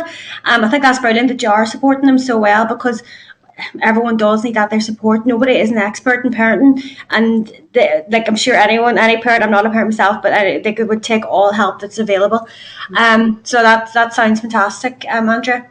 And it's back to what Robin said earlier on as well. Like, I mean, that means we're working with the most at-risk children and families. So again, the literacy levels and the academic attainment with those families is going to be lower. So we can't presume that everybody is going to be, you know, sitting in a tweed jacket reading this lovely story. No, absolutely not. That'd be a very dangerous presumption, wouldn't it? You know.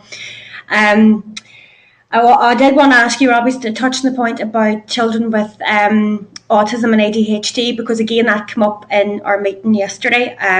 More so because there was some research done by one of the members there about a correlation between increased mental health issues with young children who have autism or ADHD. But I know you have talked about that there with Robbie, but it was the first time it kind of struck with me that we should be paying extra attention on their mental health, as because, again, we're touching on the Western Health Trust and rural areas, and often it's about early intervention and getting that there, early assessment and diagnosis and support for children with additional needs. That it really was the first time I really thought, God, we need to be looking at their mental health specifically as well, you know. But I just think it's a really important point to raise. I don't think I have any other questions for you.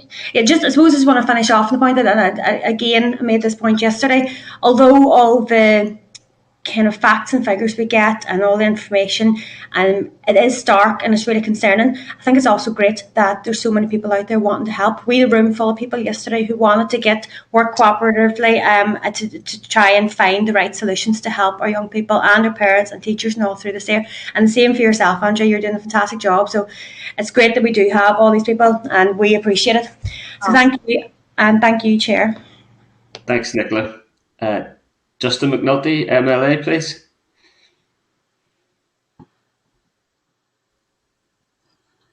Thanks, Chair. Thanks, Andrea. Brilliant presentation. Brilliant work you're doing, Andrea. Really incredible. Be very, very proud what you and your team are doing. And you've talked about story, and story is interwoven into your whole raison d'etre, and your raison d'etre is to create a fairer, more equal society, and that's wonderfully positive and wonderfully powerful. In terms of story, Andrea, what would be the story for those children if they didn't have the intervention of verbal? That's a really difficult question, Justin, because I've been involved with this programme now for 7 years from the very beginning. And I see the journey that they've come on, and I see where the stories have enabled such amazing conversations that they didn't realise that they were going to be involved in.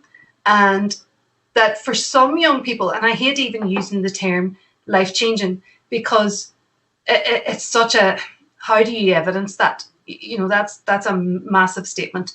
But for me, my background's children and young people. So again, for me, like I said, I have that group of boys that I've been working with, 11 boys who are with me since they were 14. And the conversations that we've had with them, the consistency, the coming along every week, like, you know, they show up every session, you know, they take part in the process, they use the narrative and the story, they use the characters to hide behind, and then they get to a stage where they're really comfortable, where they're able to express their thoughts and feelings, openly express their thoughts and feelings, and whether or not that leads on to them needing further support from a therapeutic perspective, then they're much more ready for that piece. But again, even that building their confidence to be able to hear their own voice and know that they're not on their own is massive for me. when you go into a school and you sit in a circle of young people, and you'll always have the young person that's very, very, very vocal and knows the answers to everything, and you'll always have that person that's really, really quiet that doesn't speak. But when they walk away together after taking part in that session and know that they've both contributed, when they feel safe, when they feel ready and in their way, and can build a very different relationship, that's to me when you know there's magic in that room. And I know that sounds very touchy-feely, but this is something I'm really passionate about, and you see it. That's why, again, I would strongly recommend that anybody that is interested in coming along and seeing a session, get in contact with me. I'm more than happy to facilitate that. But when you're in a room with a group of young people and they're telling you their raw thoughts and feelings, it's really empowering. It's unbelievable. And I suppose as a facilitator, and as some of the teachers that have been facilitating our sessions and some of the volunteers that have been delivering our sessions, when they're able to increase their window of tolerance for that particular young person. Again, we have a teacher that said, I just thought this child was just being a nuisance all of the time. And they understood their circumstances at home were challenging, but they were still being a nuisance in their classroom. Whenever they were able to sit down and read the right story at the right time, they got a different perspective of where that child was. And that enabled them to change their strategies in their classroom to deal with that young person. And for me, that's the starting point of the domino effect. So if that teacher is able to see and change their strategy, that means that young person is going to be more engaged. That young person is going to be able to engage better and understand more and have better academic attainment. Better academic attainment means that they've got better life chances. They've got better employability. All of that has a domino effect then for me. But it starts whenever you have that young person genuinely taking part in that process, Justin. And I don't know whether that's answered it or not, but you've answered the second part of the question, Andrea, which was tell me the positive story that is the outcome of the work and the interventions you're making. Right? You haven't probably told me what the story would be if the interventions weren't made. And I think that's probably more fitting for you to have done so. So thank you for that, because it probably doesn't bear thinking about what would be the outcome of these guys not having access to the systems that you're providing. And I loved the concept of increasing the window of tolerance. My God, can we all do with a little bit of that in our society, and not just teachers and volunteers. Walking through the scenario of being outside themselves for the kids, how important it is, and how important it is for all of us. You know, the emotional regulation, the wraparound approach, removing labels straight away. And I think that's so powerful to hear those words. You should be running the country, Andrea, not just verbal. You should run the country. But it's something I'm so passionate about. I've been doing this for 7 years, and it's just when you're sitting in a room and part of those conversations, it is amazing. Tell me more about the narrative arc, Andrea. Yeah, absolutely. So we, again, very, very much with our stories, so we use short stories to deliver our program. So again, all the way back to the City of Culture, decided that short stories were the best way to do this, Justin, rather than books. Because again, if you have a book club, I didn't do my homework, I didn't read the book, the dog ate the book, and all those things. So again, for us, we look at short stories. And they're very, very much, they have a start, a middle, and an end. And it means that from a session perspective, you can start and you can close your session safely. And I do mean safely as well, from a child protection and everything else as well, and so on. So again, for us, within that story, there has to be real substance and beef there. And our literary team select those stories based on the curriculum that comes in from the psychology team. So they're really looking at what are the themes we're looking to pull out here. So again, it's not necessarily bibliotherapy in its common format where it's John has autism and you take John through those stages. So again, one of the stories we would use, for example, is Rainbow Bear. Rainbow Bear is a story about a bear. And again, it takes you on that narrative arc where you hit that point where it's like a cliffhanger and you have the young people completely engaged with you and they're on that journey with you. And the most important thing then is our psychology team will be coming in going, but you need to ask this question here right now. And you're going, no, but if I do that, am I going to lose them? How are they going to disengage with the story? Will they have remembered? Will they have forgotten? So there really is that multidisciplinary approach in relation to making sure along that narrative arc that you're able to insert those CBT questions at the right time to make sure it doesn't disrupt the flow of the story, but also that it maximizes that arc and that point where you have the most engagement in your story. And that's not easy. But again, that's where a lot of the testing circulates around. So for us, we carry out testing in relation to the story first to make sure it's the most engaging story and meets the curriculum's requirements with our young people. And then we test our annotations and story together to make sure that it's enabling the conversations that we want to come out from that. So there is a lot of rigor there. Again, whenever I've spoken to the Department for Communities about the programme in the past, I've kind of described it as a swan. So it kind of glides along, but underneath the feet are going absolutely mad. You know, comments can be made. Anybody can pick a story. But that's not what we're about. It's about picking the right story at the right time to enable that conversation.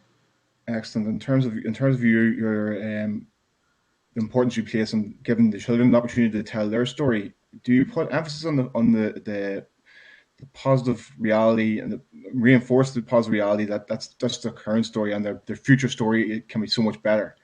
You can get entrenched on what your story is now and think this is it for you, or you can let them hope and build towards a brighter story. Is that the big time part of what you're... So if you can imagine within the curriculum, the resilience curriculum, one of the key areas is hope.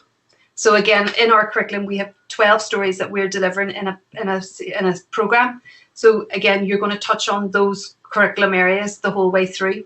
So again, you want to make sure that you create an opportunity for all of those hopeful conversations to be enabled as they go through that process, and for them to reflect, like you said, where they are, Justin, and that things can change. Look at Rainbow Bear. Things change for Rainbow Bear. You know, so all of those pieces where they can put themselves in the character's shoes and see that anything is possible there. Two quick questions, Chair. In relation to special educational needs and the trauma associated for children who don't have access to the support, who are waiting on a statement, who don't have access, who have been statemented and who don't get the support then that they need to flourish in school and to be able to catch up in education. How is that something that's been across your desk, or how have you addressed that? Or yeah, so at the moment we're currently delivering a programme with Edit out in Maydown. Again, very much in its pilot stage.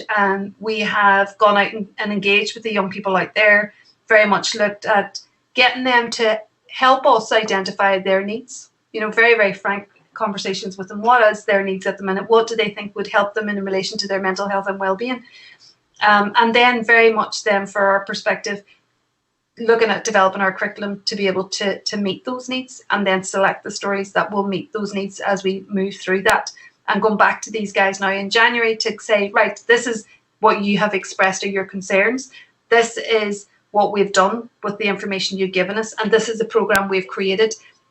Do you think this will work? And we take them through the programme to make sure that it does work and it does meet their needs, and it does enable the conversations that they want to have. But again, over the last number of years, Justin, that is something we have done on a kind of bespoke basis. So an organisation will come to us and say, we want you to create stories. So for example, with the Play Trail here in Derry, we very, very much have worked with those young people in there with very complex, diverse needs and disabilities. And we've been able to dovetail our programmes into them and meet their needs. But it means genuinely meeting their needs. And like I said, not going in with an approach that, as I experienced probably in my first year, which really sits with me, is should go in and read them princess stories. You know, it's about understanding your group, understanding where they are, understanding their cognitive ability, and making sure that you treat them the same way you would treat anybody else and give them the opportunity to have their voice heard. So absolutely, this is work that we've done along the journey and will continue to do along that journey as well. Very quickly, last question, Chair. Have you been independently evaluated by, has your programme been independently evaluated by ETA or any other bodies? No, absolutely not. We have had independent evaluations done by Ulster, but at the moment, no. So we have very much heavily invested in our own research here within the organisation. So we have research leads in relation to literature and psychology. We have a very strong working relationship with Trinity in Dublin, which again is going to be very much looking at the research of our work going forward, and then the relationship we have with Ulster University, who tendered for a piece of research for our criminal justice programme and won that contract. So we do have research there that has been carried out by them. But again, for us, the new digital platform will enable all of that data to be gathered now, for it to be analysed further as we go down the road. Andrea, excellent work. Keep going. Well done. Thank you, Justin. Thanks, Justin. Can I bring in Harry, please? Harry Harvey, MLA. Thanks. Thank you very much, Chair. And Andrea, certainly amazing enthusiasm there. Well, thank you. There's no doubt if you get the tools, you certainly can do the job, and the sky's the limit. Very convincing. I would love to have seen the slides there, I must admit, and I'd really like to sign into the hub and see the programmes. I think that would be very interesting. You've certainly given us all an appetite for that. And I mean, can't believe how busy you are. Coventry in December and e-learning in January. You're certainly keeping yourself very busy. If I want to ask a couple of wee questions, maybe in terms of staff, Andrea, how many people have you got in your team? So when we started 7 years ago, we had 12. Today there is 47 of us. Wow, wow. Amazing. So we have an office here that sits on the walls. We have staff that work out of OMA. We have staff that work out of an office in Belfast in the Innovation Factory. So again, for us, we are fully regional at the moment. Okay. And just thinking of a few problems, you talked about overloading of teachers. I mean, it would sound like usually when you get sort of over a few hurdles with them, they don't feel overloaded. Would that be right? Yeah, absolutely. I mean, and because we have that relationship and trust with the schools, whenever we put the call out for teachers to come forward and volunteer to take part in the focus groups, we were inundated. 37 agreed that they could take part in the 3 days the 3 sessions that we wanted. We wanted to have that consistent group so that we could very much shape this as we went through, rather than have, there was 101 that came forward. So I didn't want there to be different voices and picking up from different days and things like that. So that real consistent group were 37 that went the whole way through the process. And because they felt heard, and because they were involved at every stage, and because we constantly went back and went, all right, I thought that was something else. And I was very comfortable to say, I've got that wrong. Okay, I didn't think about it from your perspective.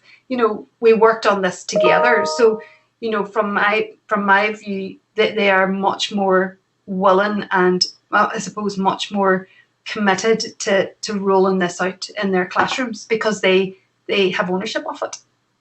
Yeah. And in terms of the programmes, Andrea, do the teachers have access to those at any time, or do they have to do it when working along with you type of thing, or can they So the platform that we've built is self-serve for that particular reason, so that the teacher can access it and do it on their own. So again, 4 years ago, it was the case that I was employing staff who would go into that school and deliver. And that will hit a bottleneck at some point. That's not sustainable. So for us then, that was where we started the journey in relation to how do we train people to be able to do this on our behalf? How do we focus our energies on the content and making sure it's the best that it possibly can be, and that it is highly engaging to enable those conversations? And how do we support people then to learn the skills to be able to do this in their own setting? Yeah, perfect. That's great. And listen, just because of my location, I'm just wondering what contact you've had with rural County Down. Have you? County Down, at the moment, what do I see? I have a calendar up here on my wall. Great. There is very little schools. There's very little schools, primary schools, that we've engaged with in County Down at all. So again, if there are any specific schools there that you feel that would be of benefit, absolutely. Reach out. That's why I'm asking. Yeah, we could. Yeah, there's actually, but it's more Belfast than County. Yeah, so there's more rural County Down. I'm thinking. Yeah, the rurality bits there in Mid Ulster and stuff, and in Tyrone and Fermanagh direction, but no, not as far as County Down. That's okay. That's no problem. Thank you very much. and enjoy Coventry and Oh. your If I work can as get it to goes Christmas forward. first, Harry. If I can get to Christmas. No bother. Thank you, and thanks, Chair. Thank you. Thanks, Andrew. Harry. Andrew, I'm delighted that you've had an opportunity to engage with the Education Committee today. I was inspired. Albeit a very broken one and no presentation. No, I was inspired when I met with you to make sure that other MLAs had an opportunity to learn about the excellent work that is being done, and to hear MLAs engage with you on promoting the work in their own constituencies was a hoped for aim as well. So I hope you've found it valuable to engage with us. As I said earlier, we can write to the Department of Education, maybe seek engagement with you from the lead officials on the emotional health and wellbeing framework, and hopefully MLAs will be able to link you in with schools in areas of Northern Ireland that you've still to engage with as well. So hopefully that has been useful for you. Absolutely. Thank you so much, Chris. And again, thank you for everybody for giving me this time and space this morning. I really do appreciate it. And the invitation is there to come and see a reading room if you wish in your area. Absolutely. Just get in contact with me. There's no problem there at all. It is for me, like you said, those next steps. How do I get to DE? And that would be fantastic, Chris. If you and your colleagues could support that and enable that, that would be fantastic. Again, I will send to Aoibhinn all of the links for today as well, so that you can go on. And if anybody needs me to jump on a call at any stage to walk them through any of it, please get in touch with me. I'm more than happy to do that. That's great, Andrew. Thanks so much. Thank you so much. Have a nice day. Thanks. Bye-bye. Okay, if I can ask broadcasting to add members back into the spotlight and ask the clerk to summarise any actions or information resulting from the briefing. Thanks, Clark. Thank you, Chair. So I think the main one is one that you identified fairly early on, which is really just to write to the relevant team in DE, flagging up this work and the benefits and the complementarities that it has across mental health and well-being for young people, application for children with ADHD and autism as much as anyone else, on that emotional regulation, and yeah, I mean, just I think promoting it essentially. It's not a matter of funding that Verbal are looking for. It's just they have this amazing app and they really want to promote it. So if we could specifically ask for the emotional health and wellbeing team to meet with Verbal on this program, that would be helpful, and then we'll ask them to keep us updated as to when that's happened and what takes place. That would be great. I think visiting a reading room session would be a really positive experience for the committee as well, if time permits. After Christmas, it'd be good to add that to the list. Members content to agree those actions or add any others? Agreed. Thank you. That's great. Okay, Clark? Yes, thanks, Chair. Okay, members, that moves us to agenda item 8, really important briefing from the Free Period Products Bill sponsor, Pat Catney, MLA. Can I ask broadcasting to remove members from the spotlight and to add our witnesses, and refer members to the Free Period Products Bill as introduced on page 67 of our packs, the explanatory and financial memorandum at page 79, Clerk's brief at page 15 of tabled papers, and a briefing paper from the bill sponsor at page 22 of tabled papers. Can I give a very warm welcome to Pat Catney, MLA, and researcher Johnny McCarthy. Pat, you're really welcome at the committee today. We can give you up to 10 minutes for an opening statement and then followed by questions. But you know this committee is extremely supportive of the work in this area, so you're amongst friends, and we look forward to hearing from you today, Pat. Thanks very much, Chris, and thanks very much again to the committee. That was a great welcome, and I just want to thank the committee for allowing me for the brief here this morning on the Period Products Free provision bill, as I said during the second stage debate. Though this bill may seem to be very specifically about the provision of period products, it touches on the deeper concepts of equality, mutual respect, and the right of all our citizens to live their lives with dignity. I have provided the committee with the shocking statistics from the Plan International UK survey in 2017 and the CCEA survey of the 2021 on period poverty in my briefing note.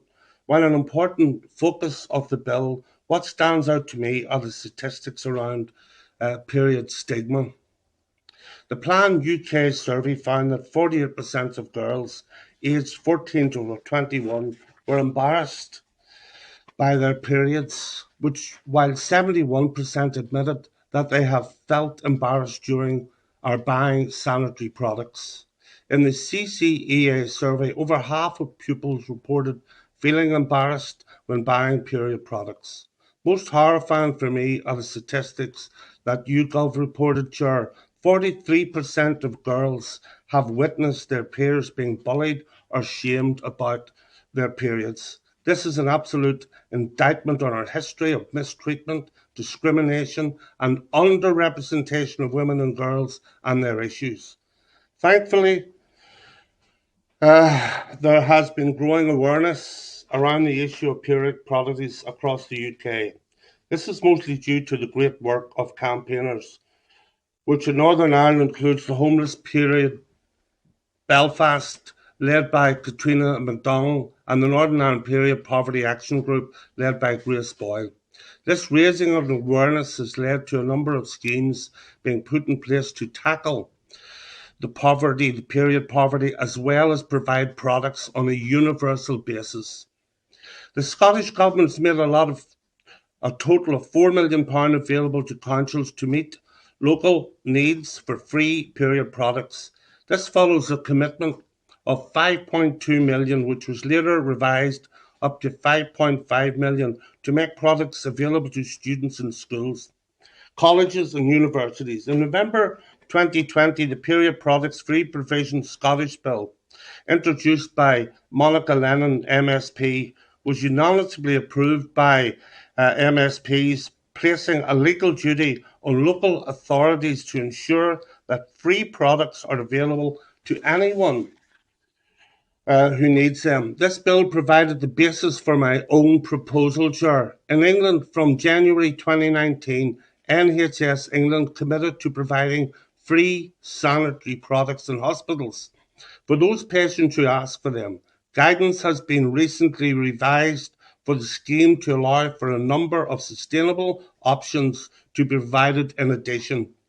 Local authorities have started to offer free sanitary products for staff and users, and all students at school, colleges and universities now have access to free products. Local authorities are receiving funding to help tackle period poverty, while further funding is being invested in schools to ensure access to good sanitary facilities for all children and young people who need them. The Welsh Government has committed 1.1 million in 2018, 2.3 million in 2019, then renewed funding of 3.3 million for 2020-21 to tackle period poverty. This funding is for communities and also to promote period dignity in schools and colleges across Wales. Local authorities were also allocated part of a £220,000 fund to help them provide free period products. In Northern Ireland, September 2019, Derry City and Strabane District Council voted to approve a pilot scheme that provided free period products in leisure centres. The committee will be well aware that in December 2020, the then Education Minister announced a pilot scheme providing access to free sanitary products for all schools, which was put in place for the 2021-2022 academic year and will run for 3 years. The Department for the Economy also announced a pilot project which began in September, providing free period products during the academic year for students attending Ulster University Belfast, Stranmillis University College and St Mary's University College. I must say that due to the Department for Education scheme, I was very pleased when I heard this bill was coming before this committee, as the Chair and members have already shown knowledge and a desire to move on the issue of period poverty. While each of these schemes are to be welcome, it must be noted, Chair, that they are only pilot schemes and pilot programmes. This once again leaves Northern Ireland out on its own as the only part of the UK not to have a permanent scheme in place to tackle period poverty or provide products in education or health settings. We therefore come to the bill proposal. I want to speak generally about the duties that are placed on departments by the bill, and I will go into some specifics about the approach that is advocated here. I also want to discuss some of the issues that were raised at second stage. I'm happy to take any question members may have on the specific clauses proposed in the bill. As introduced, however, I want to make it clear that my only non-negotiable with the legislation is that it enables a range of free period products to be reasonably accessible to all who need them. I am open to any and all discussions around the specifics of the bill as long as they hold true to that central duty. Clause 1 places the duty on the Department of Health to ensure that period products are made available free of charge on a universal basis. The approach used in both Clause 1 and Clause 2 gives the Department's discretion as regards the precise arrangements made. But those arrangements must be consistent with the duty to make period products obtainable free of charge. This approach of creating a legal framework to allow for free provision while leaving the specific arrangements to the department was settled on after we took learning from the Scottish bill. The bill, as introduced by Monica Lennon, was a lot more prescriptive as to how the scheme should look.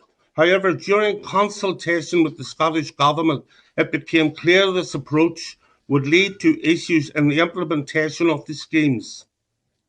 The Government then heavily amended the proposal at stage 2 to make them more in line with the legal framework proposed in my bill. At second stage, there had been discussion about the cross-cutting nature of period products and with which department this best sits. Across the UK, there have been varying approaches.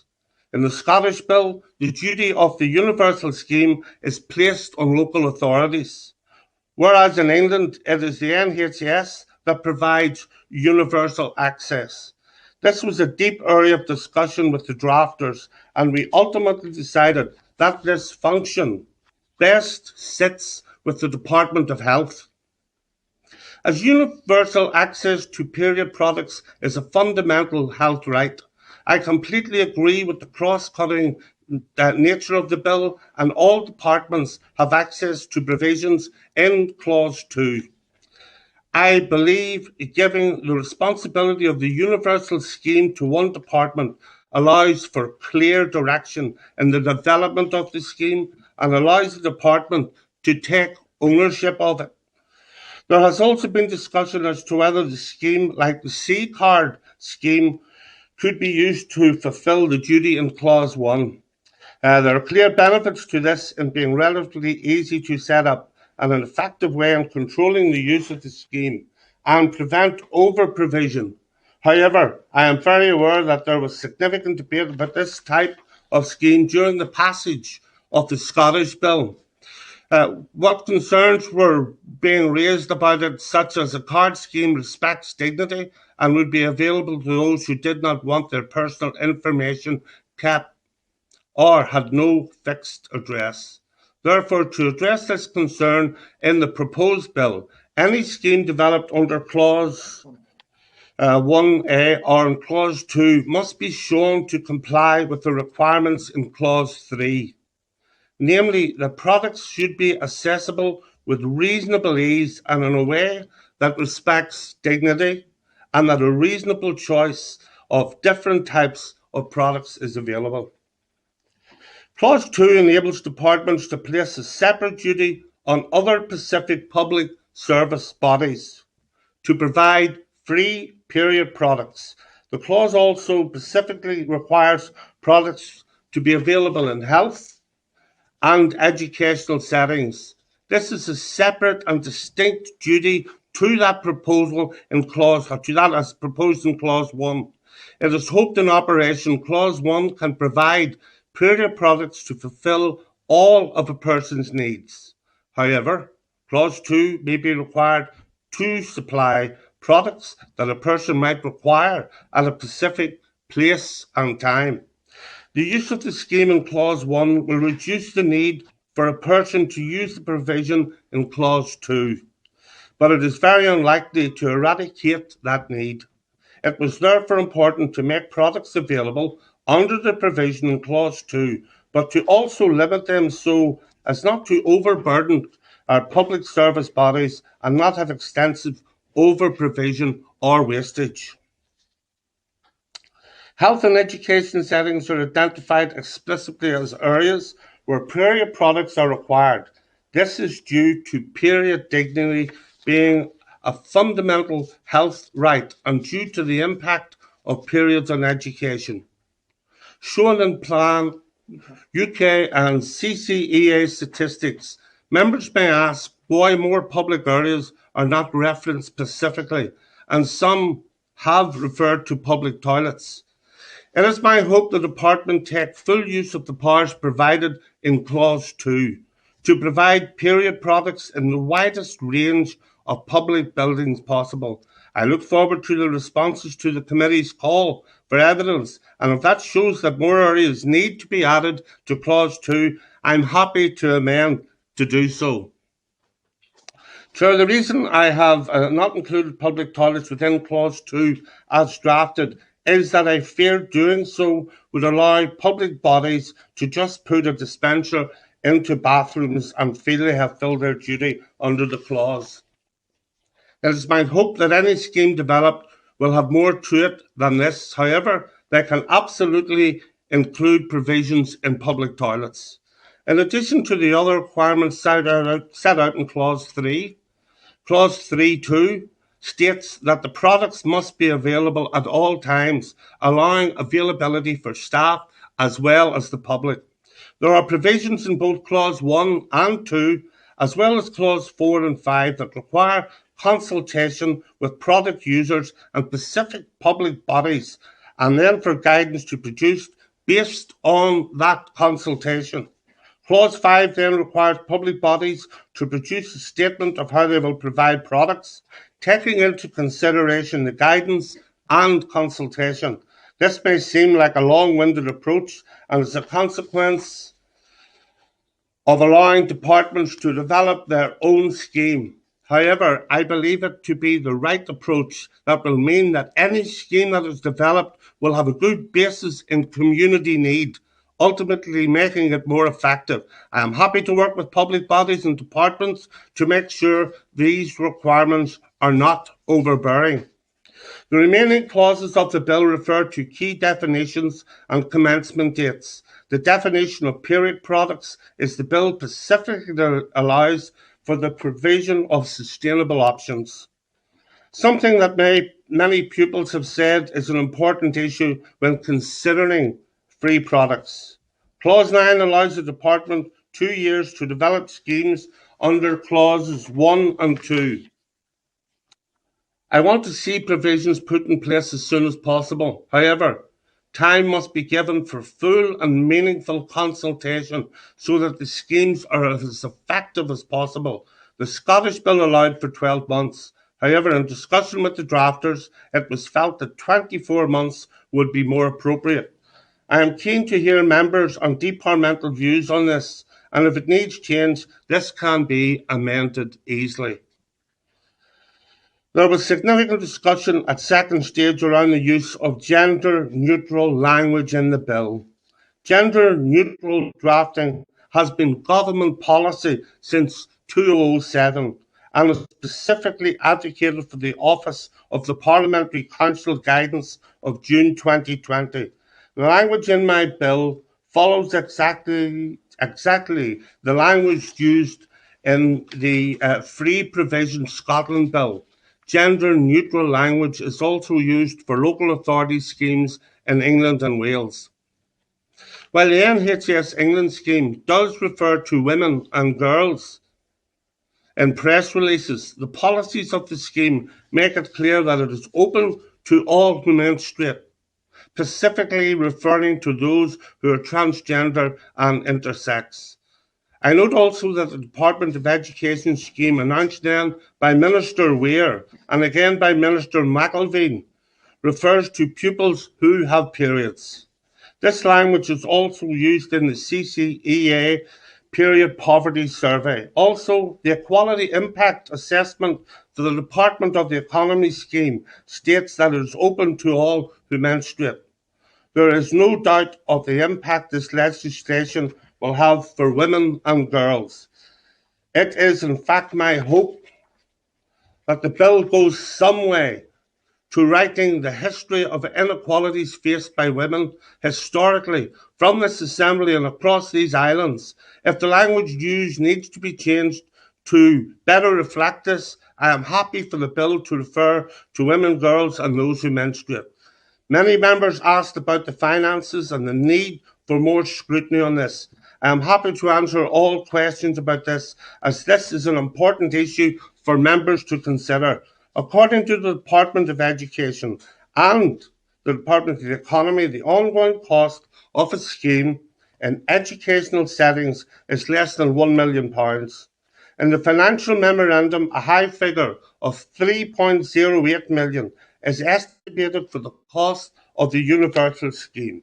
This is based on 30% uptake of those 459,266 people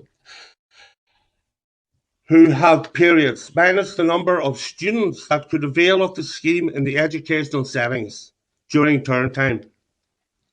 If all those eligible for the scheme were to take up the opportunity, the cost to provide products to all 459,266 people would be £12.56 million. Members were rightly asked what the likelihood of a scheme reaching this level of cost. Some indication may be taken from the rollout of the Scottish scheme. This year, the Scottish Government have allocated £4 million for the universal provision through local authorities and £5.5 million for the educational scheme, for a total of £9.5 million for a menstruating population of 1,336,100. Based on these numbers, if uptake of a scheme here is similar to that in Scotland, cost to the executive would be around £3.26 million. These numbers do not take into consideration those who would opt for reusable options, which would reduce the cost, but this is very hard and difficult to qualify. There will certainly be cost savings associated with the universal scheme. These are focused on the recouping of missed days at work and missed school days for pupils. There will also be a very small economic benefit in the reduction of the instances of toxic shock syndrome. However, as I said at the start, this bill is not about the scraping together of pounds and pence, but about the cornerstones: equality, mutual respect, and the right of all our citizens to live their lives with dignity. Thank you, Chair. Thank you, Pat, and well done. And well done to the team that you have with you and all the people that you referenced in your contribution there that have been involved in this campaign. Well done. I don't have too many questions, Pat, other than obviously a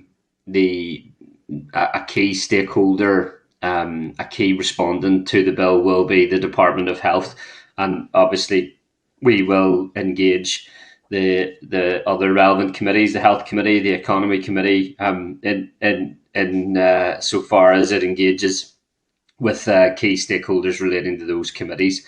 I think if time had have allowed, the Health Committee would be dealing with this bill, but I don't think this bill would have passed if the Health Committees, if we'd been relying on the Health Committee's capacity, given the scale of the agenda that they have at this moment in time, given that schools and educational settings are a key provision made by the bill as well.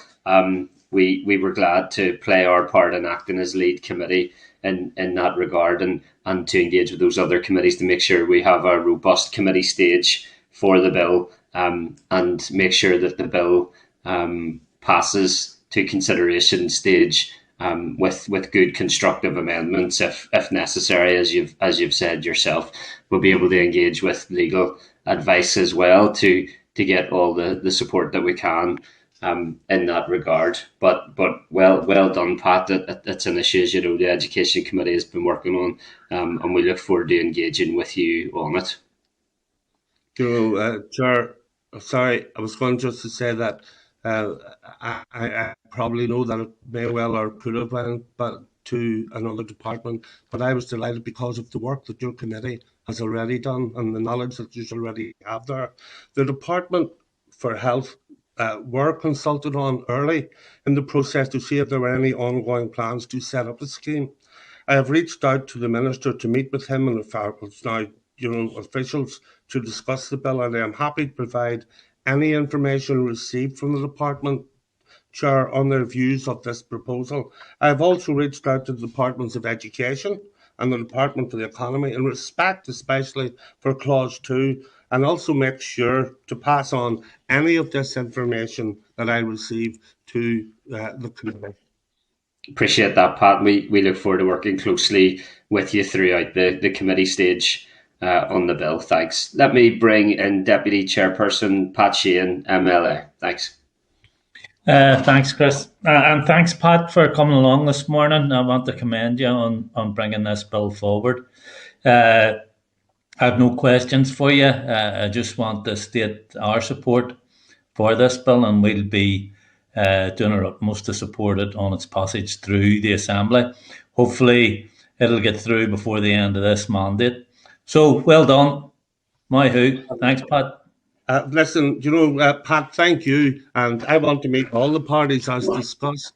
And I have to say, as I walk through the corridors and I see other MLAs, not younger than myself, young women there, and the help and support and the guidance, Pat, from within your own party, right across all parties, that they have offered to me in order to try and get this bill right is much appreciated. And I have to pass on through yourself my thanks to them. Thank you, Pat. Well, that's good. That's good to hear, Pat. It's an area where we definitely should all be cooperating on. Thanks a lot. Thank you, Chair. Thanks. Thanks, Pat. Robin Newton, MLA. Thank you, Chair, and thank Pat for coming along. And like yourself and the Deputy, I don't have a great number of questions. Just really, and forgive me, Pat, I had to nip out while you were speaking there for a short time. So if you have covered this, please forgive me. I picked up towards the end of your remarks that the cost to the executive would be 3.26 million per annum. In terms of the breakdown of that, presumably some of that would come from health and some from education. Have you at this stage any idea how that breakdown might come about? Yes, Robert, would you mind if I called colleague Johnny to answer that question for you? No, I'm happy enough with that, Chair. Would you? Yeah. Thanks, Johnny. Hi, members. The breakdown is the universal scheme is estimated in a high mark of the bill at about 3.08 million, and the ongoing costs from the Department of Education for coming from their pilot scheme is just under £1 million. We'd be more confident with the numbers from the Department of Education because of the good work in the pilot scheme. So that seems to be about accurate. The 3.8 million is based on an uptake of 30%. Obviously, if uptake is higher than that, it'll be a higher cost, but that is what is estimated so far. Sorry, I thought it was 3.26 that Pat said during his remarks. So the 3.26, that is based on what we try to do is use the early information coming out of Scotland. So Scotland have spent about 9.5 million, and the eligible population is about 3 times higher. So that's where the 3.26 comes out. It was just to give an indication that if there's slightly higher uptake, then that's what it figure. Yeah, exactly. Yeah. Okay. Thank you, Pat. Thanks very much indeed. Thank you, Robin. Chair. Thanks, Robin. Can I bring in Daniel McCrossan, please? Thank you, Chair. Hello, Pat. Good to have you with us this morning at the committee, and Johnny as well. And thank you for your presentation and the huge amount of work that's went into this bill. I know you've worked tirelessly on it and have done everything possible to ensure that you've engaged with as many people as possible. And I want to congratulate you for getting to this stage and wish you well as you go forward. Pat, I have a number of very quick, brief questions that maybe you or Johnny could answer. For the sake of our planet and future generations, we are becoming increasingly aware of the need to develop sustainable options. Do you think departments should actively promote the use of sustainable options in the development of their schemes? Absolutely. But what I have to say, first of all, is thanks very much for all your kind remarks and for your support as well when I come to talk with you. Do you know, Daniel, the definition of a period product of Clause 7 allow for sustainable options. We must aim to reduce plastic waste in any ways and all ways that we can. Reusable options would also allow for a reduction in costs in the long term. However, this will not be sustainable for all, and we must take into consideration those with disabilities and health conditions that impact on those periods. Therefore, a lot of range of products should be provided. Daniel, can I say, I first become aware of renewables with my daughter whenever she worked out in when she was working in China, in Shanghai, and she was trying in a way to see if people could, explain to me the impact of renewables and what it would have on the economy and how it could save money. It was really trying to deal with them in third world countries that she was talking about because they were making them and her company were manufacturing them out there. I think it's a great way to go. It's something that will help the environment on the renewable side of those cups if they're made available in those settings. And they're definitely, Daniel, just not on the environment, but there will be a saving on the costs as this bill goes forward. Thank you, Daniel. Thank you, Pat. Just another very brief question. I know you've touched on this and in your opening remarks, but just explain how very important the work of campaigners have been in bringing the issue of period poverty to light. How vitally important is this particular issue? Daniel, categorically, we would not be here today without them. If you will indulge me in the name dropping of Katrina MacDonald from the Homeless Period Belfast and from Grace Boyle, the Northern Ireland Period Poverty Action Group once more. These two ladies were personally helped me with the understanding of the issues and have kept me inputted into the development of the bill. I can definitely say their scrutiny of the bill when drafted has given me a very thoughtful dry run on what it is like to be in front of your committee today, and I know that you've all been very kind, and but I can't say it enough, Daniel. The input that different ones have made that come into me of those groups, and how committed they are as volunteers in order to try and eradicate the whole process of period poverty and what it instills and affects on our community. Thank you, Daniel. Thank you, Pat, and again, wish you well as you go forward. And thanks for being with us today, and Johnny as well. Thanks, Chair. Thanks, Pat. Thanks, Daniel. Okay, can I bring in Robbie Butler, MLA, please? Good morning, Pat. Good morning, Robbie. Do you know, Robbie, it was 8:30 last night. I'm seeing more of you than I am of my wife. I was feeling her pain last night, and I'm feeling it this morning again. But thanks for your support last night, Pat. You can be absolutely guaranteed of my support and my party support as you take this through. I want to commend you, Pat, for taking this through as a private members bill. And genuinely, it's something that we've been discussing maybe for some time now. I know that we have 3 councillors up in ABC Council who brought a motion through in ABC Council.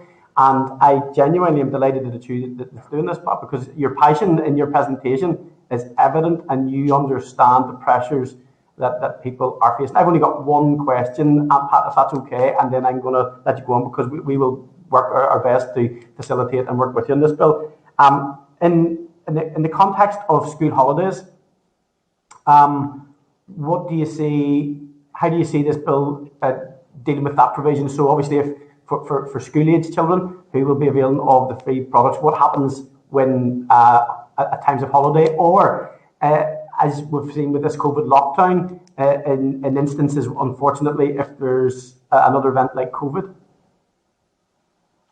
Yes, Robbie, you make a valid point, and we have allowed for that when it does come into schools. Or 2 of the closest and most relevant examples are the Scottish and the England bill that we come across. Robbie, would in order to get the facts really correct on this one, would you mind if I was able to maybe come back to you, or Johnny? I think that I would rather come back to you on that. I mean, I do have it in my head here where it is or where it sits with it, but I would rather come back to the committee with the correct way of stating that. It's a great question. I totally appreciate it. It definitely alters costings and all, and it takes in quite a lot. So I think I would be preferred to come back to you on that one. Would that be all right? 100%. And listen, there's no curveballs here. This is about trying to ensure that the bill picks up. I know, because we've learned through the COVID pandemic, particularly in and around, like for instance, free school meals and children being fed, and all of those things which are tied up into maybe childhood poverty more. However, this universal provision is excellent, and we need to think of those instances where we pick up on any wee little gaps or whatever. So, thank you for that. I'm more than happy to. But as well, Robbie, when not in school, pupils can access through clause 1. But I want to try and I'll put that all together in the response back to your committee. All right, Robbie. Thank you. Thank you so much. Thank you, Chair. Bye.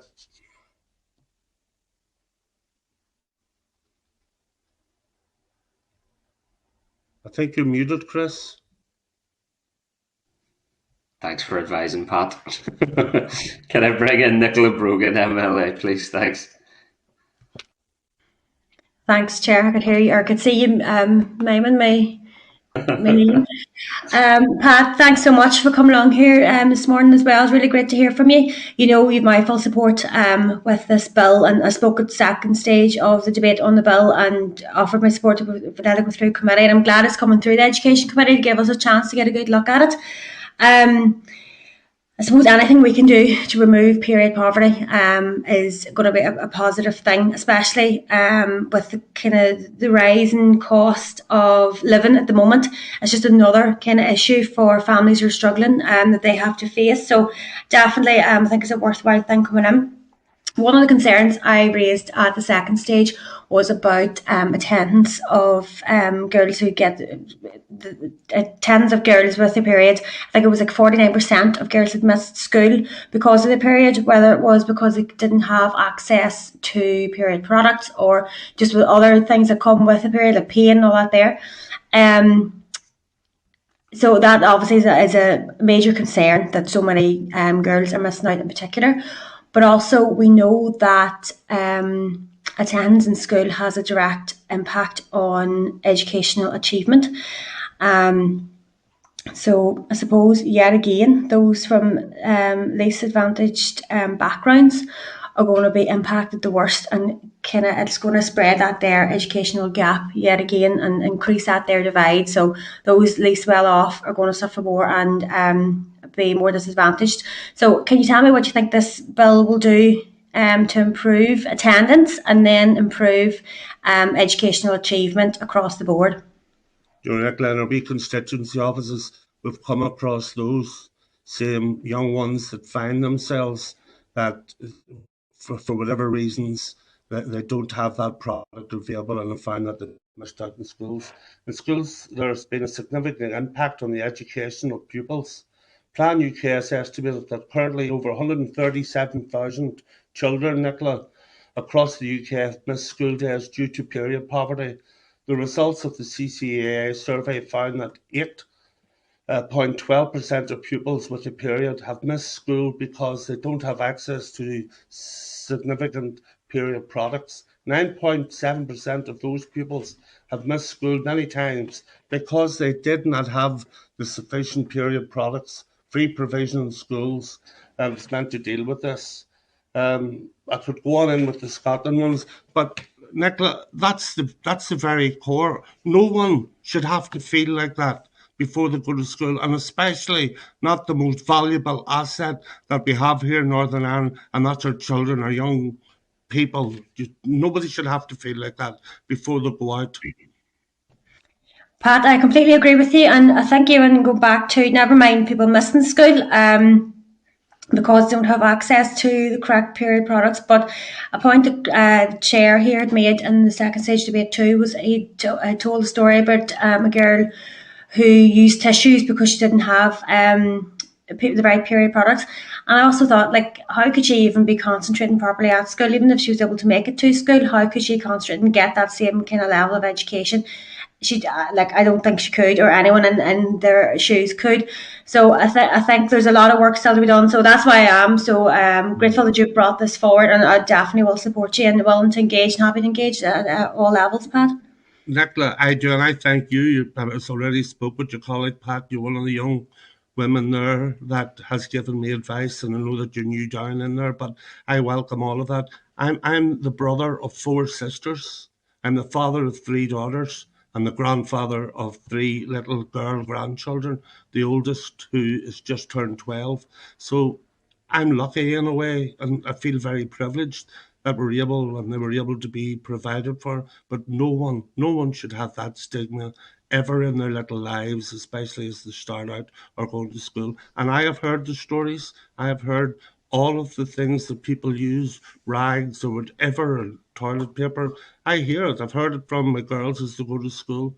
And imagine being in school and a young person in school, and a lot of these kids, they're very conscious of their fashion, but imagine having to go to one of your little school colleagues and ask them for the lend of a product, or do you know where I can get something? That shouldn't happen. That should not be happening anywhere in this society now at all. And I'm going to go once more. I do think, I'll probably get lynched for what I'm going to say, I think that we have, our women, through historic reasons, have been undermined. And if we use that, or they feel that way at a little age for something which is completely natural, and in fact, what a gift it is, given to women in order for the fulfillment of life, that needs to be eradicated, Nicola, as best as I possibly can. And I thank you for your support and all so far on the committee that have given it. Thanks, Nicola. Okay, Pat, I agree with that as well. That I welcome the fact that we are openly discussing periods, and it is not a taboo subject. And all men, women, girls, boys, everyone should be having that conversation and able to participate in that conversation. So, Nicola, I have come on a journey as well. Okay, I mean, sometimes the words might have been mouthed behind my back, by my mother to one of my sisters, but thank God those days are over, and that's bring them to the past. That's a good thing. Pat, thank you, and thanks, Chair.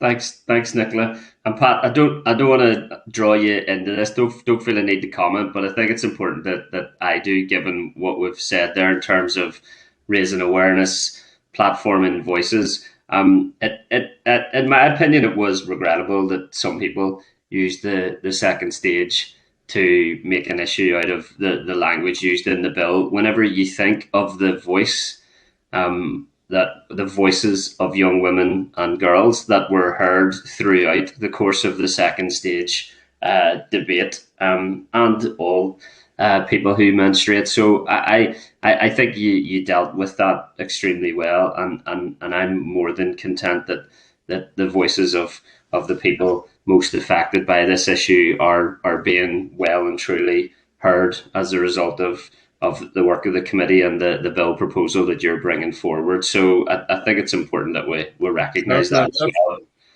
Chair, can I just say, I agree with everything you said. It touches on the deeper concepts of equality, mutual respect, which we said earlier, and the right of all our citizens to live their lives with dignity. Agree. And that's the very cornerstone of where we are. And thank you, Chair. You're 100%.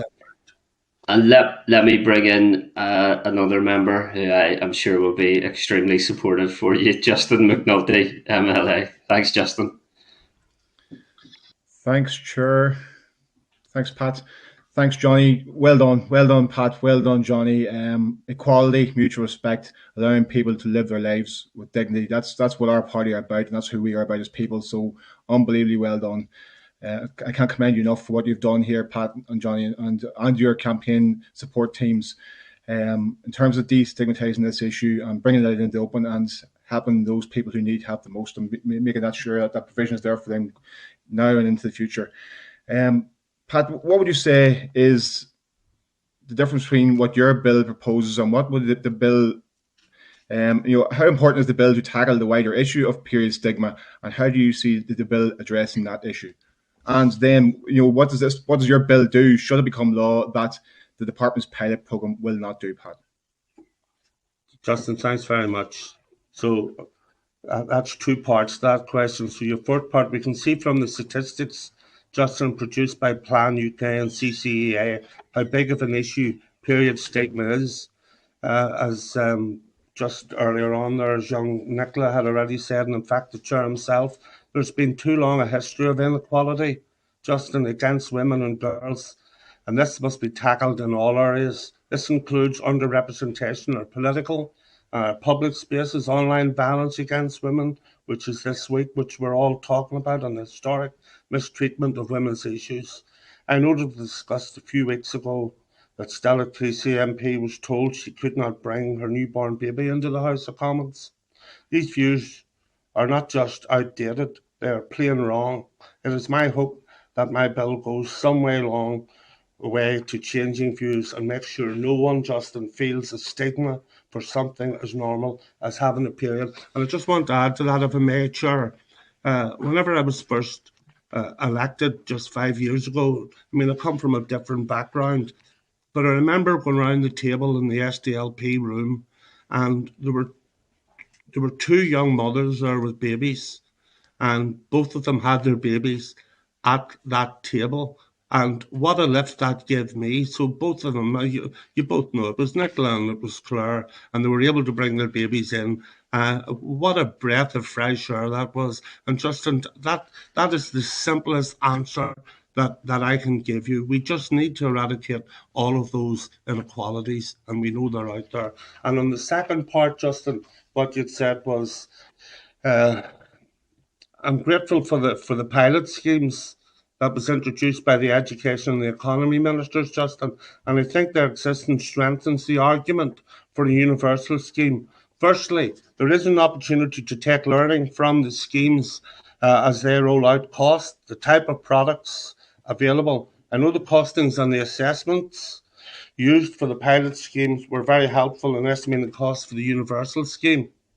Secondly, as good as it is to see the pilot scheme, there are still, and this is a fact, there's 372,994 that these schemes won't cover. Even if the universal scheme has an uptake of 30%, that is over 100,000 more people who can care for their periods with dignity. It also sends a message to those 372,000 that there can be equality, mutual respect, and a basic human empathy. I think that is an extremely important aspect of the universal scheme, Justin. Good, Pat. Good to hear. I'm sorry I turned my camera off there by mistake. In terms of, we've taken your lead, Pat, obviously, in terms of our constituency offices across the north, where we have free period products available in each of those, taking the lead you've shown on this all-important issue. In terms of equality of access that you mentioned, Pat, and I'm all for unification of our island, as you are yourself. How are things in the south in relation to the provision of free period poverty? Okay, well, in February, Justin, the Department of Health and the Department of Children, Equality and Disabilities, Integration and Youth have jointly launched a report which examines the prevalence and the impact of period poverty in Ireland.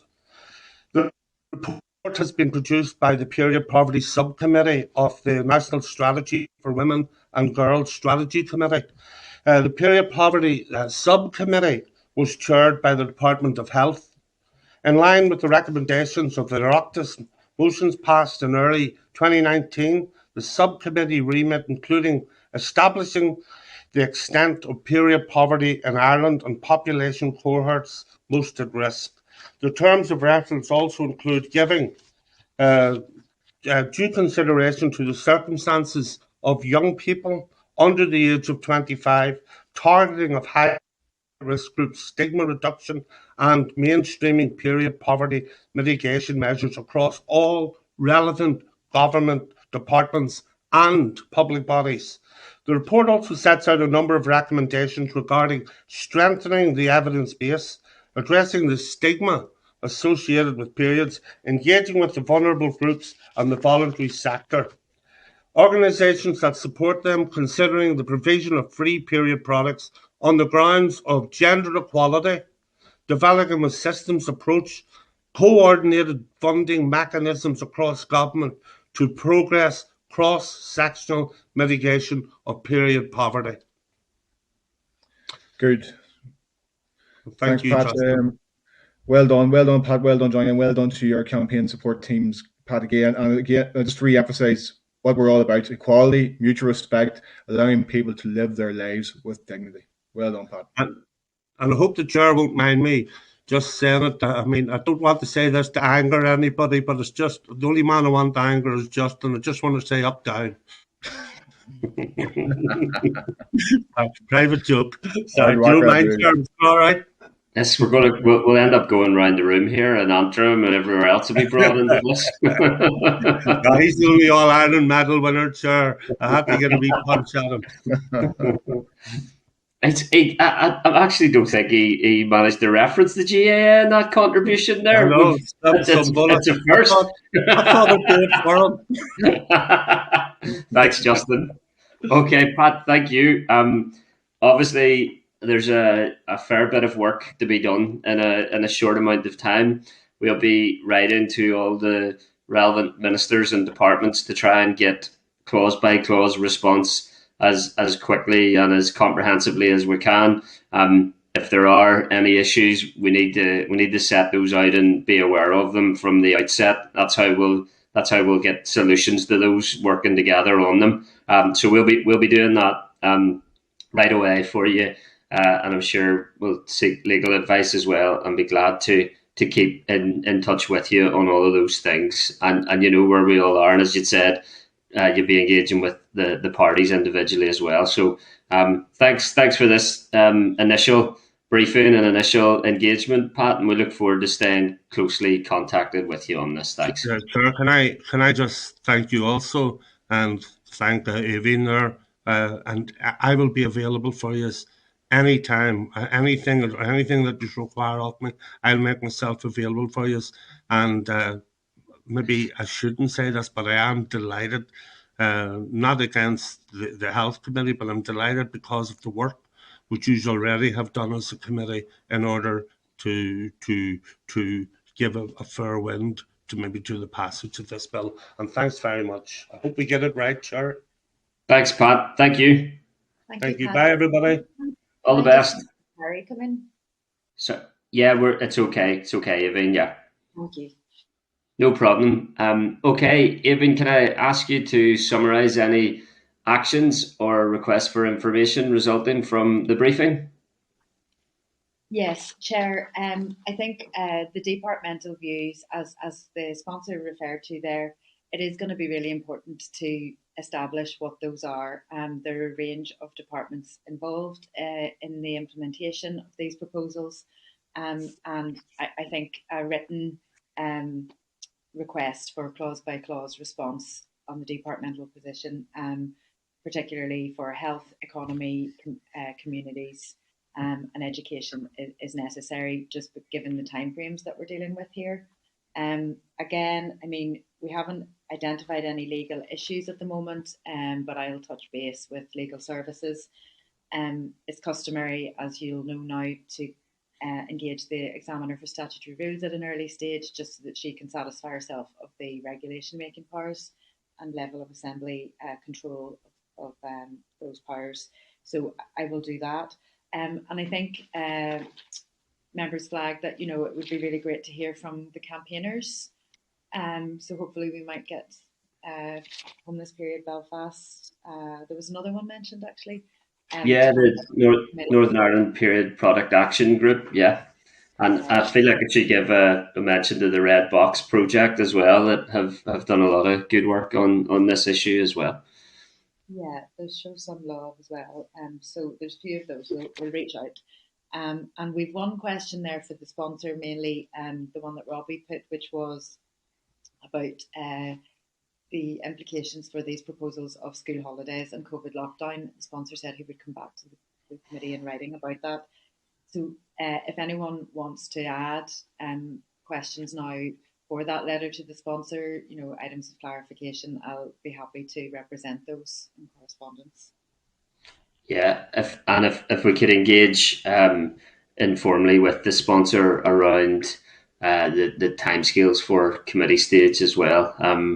My commitment in relation to all the bills that are with us is that we give them as fair a wind as possible, and if there are deadlines that we should be aware of, then I'd be happy to try and work to those. So if we can engage with the sponsor in that regard to try and inform whether or not we take an extension to committee stage, and if members could have a think about their position in relation to that extension as well. What date is the committee stage currently scheduled to end on, Aoibhinn?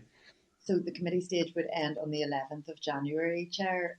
We'll only just be back from recess. The call for evidence will have completed on the 18th of December, so we will have been able to collate those written responses, but we would be taking such a scant minimum of oral evidence if we were to finish up by, you know, the 11th, let alone deliberations on the bill.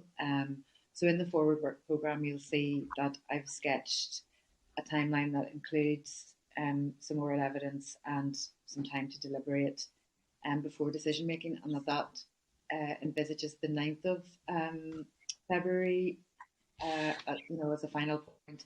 As you say, you know, you'll want to ask the sponsor about that, but really, given that the end of the mandate is creeping up so quickly, you know. It sounds reasonable to me. If members want to reflect on that, and as I say as well, if we engage with the bill sponsor, I don't want to do anything that jeopardizes the passage of the bill, and I want to do everything that we can to try and give it a fair wind. But that minor extension that you refer to there does sound reasonable given the timescales that we're working with, providing that it fits to the deadlines that the bill may be subject. Does that sound fair enough, members? Yeah, I mean, again, that is also based, members, on your meeting on alternative Thursdays, you know, to hear a couple of bill stakeholders Sure. on those dates. So for your diaries, you know. No problem. Okay, members content to agree those actions? Content. Agreed, thank you. Okay, members, any other business? No? Okay, then the date and time of our next meeting is Wednesday, the 8th of December at 9:30. Is that correct, Clark? Yeah? Yeah, there will be an opportunity to hear from the unions on the 7th. Okay. On Tuesday morning. Okay, important reminder then, yeah, potentially Tuesday the 7th at 9:15, Clark? Yeah. Yeah, in relation to some of those urgent issues affecting schools. Okay. Okay, members, the committee meeting does now adjourn. Thank you. Thanks, Chair. Thank you. Thanks.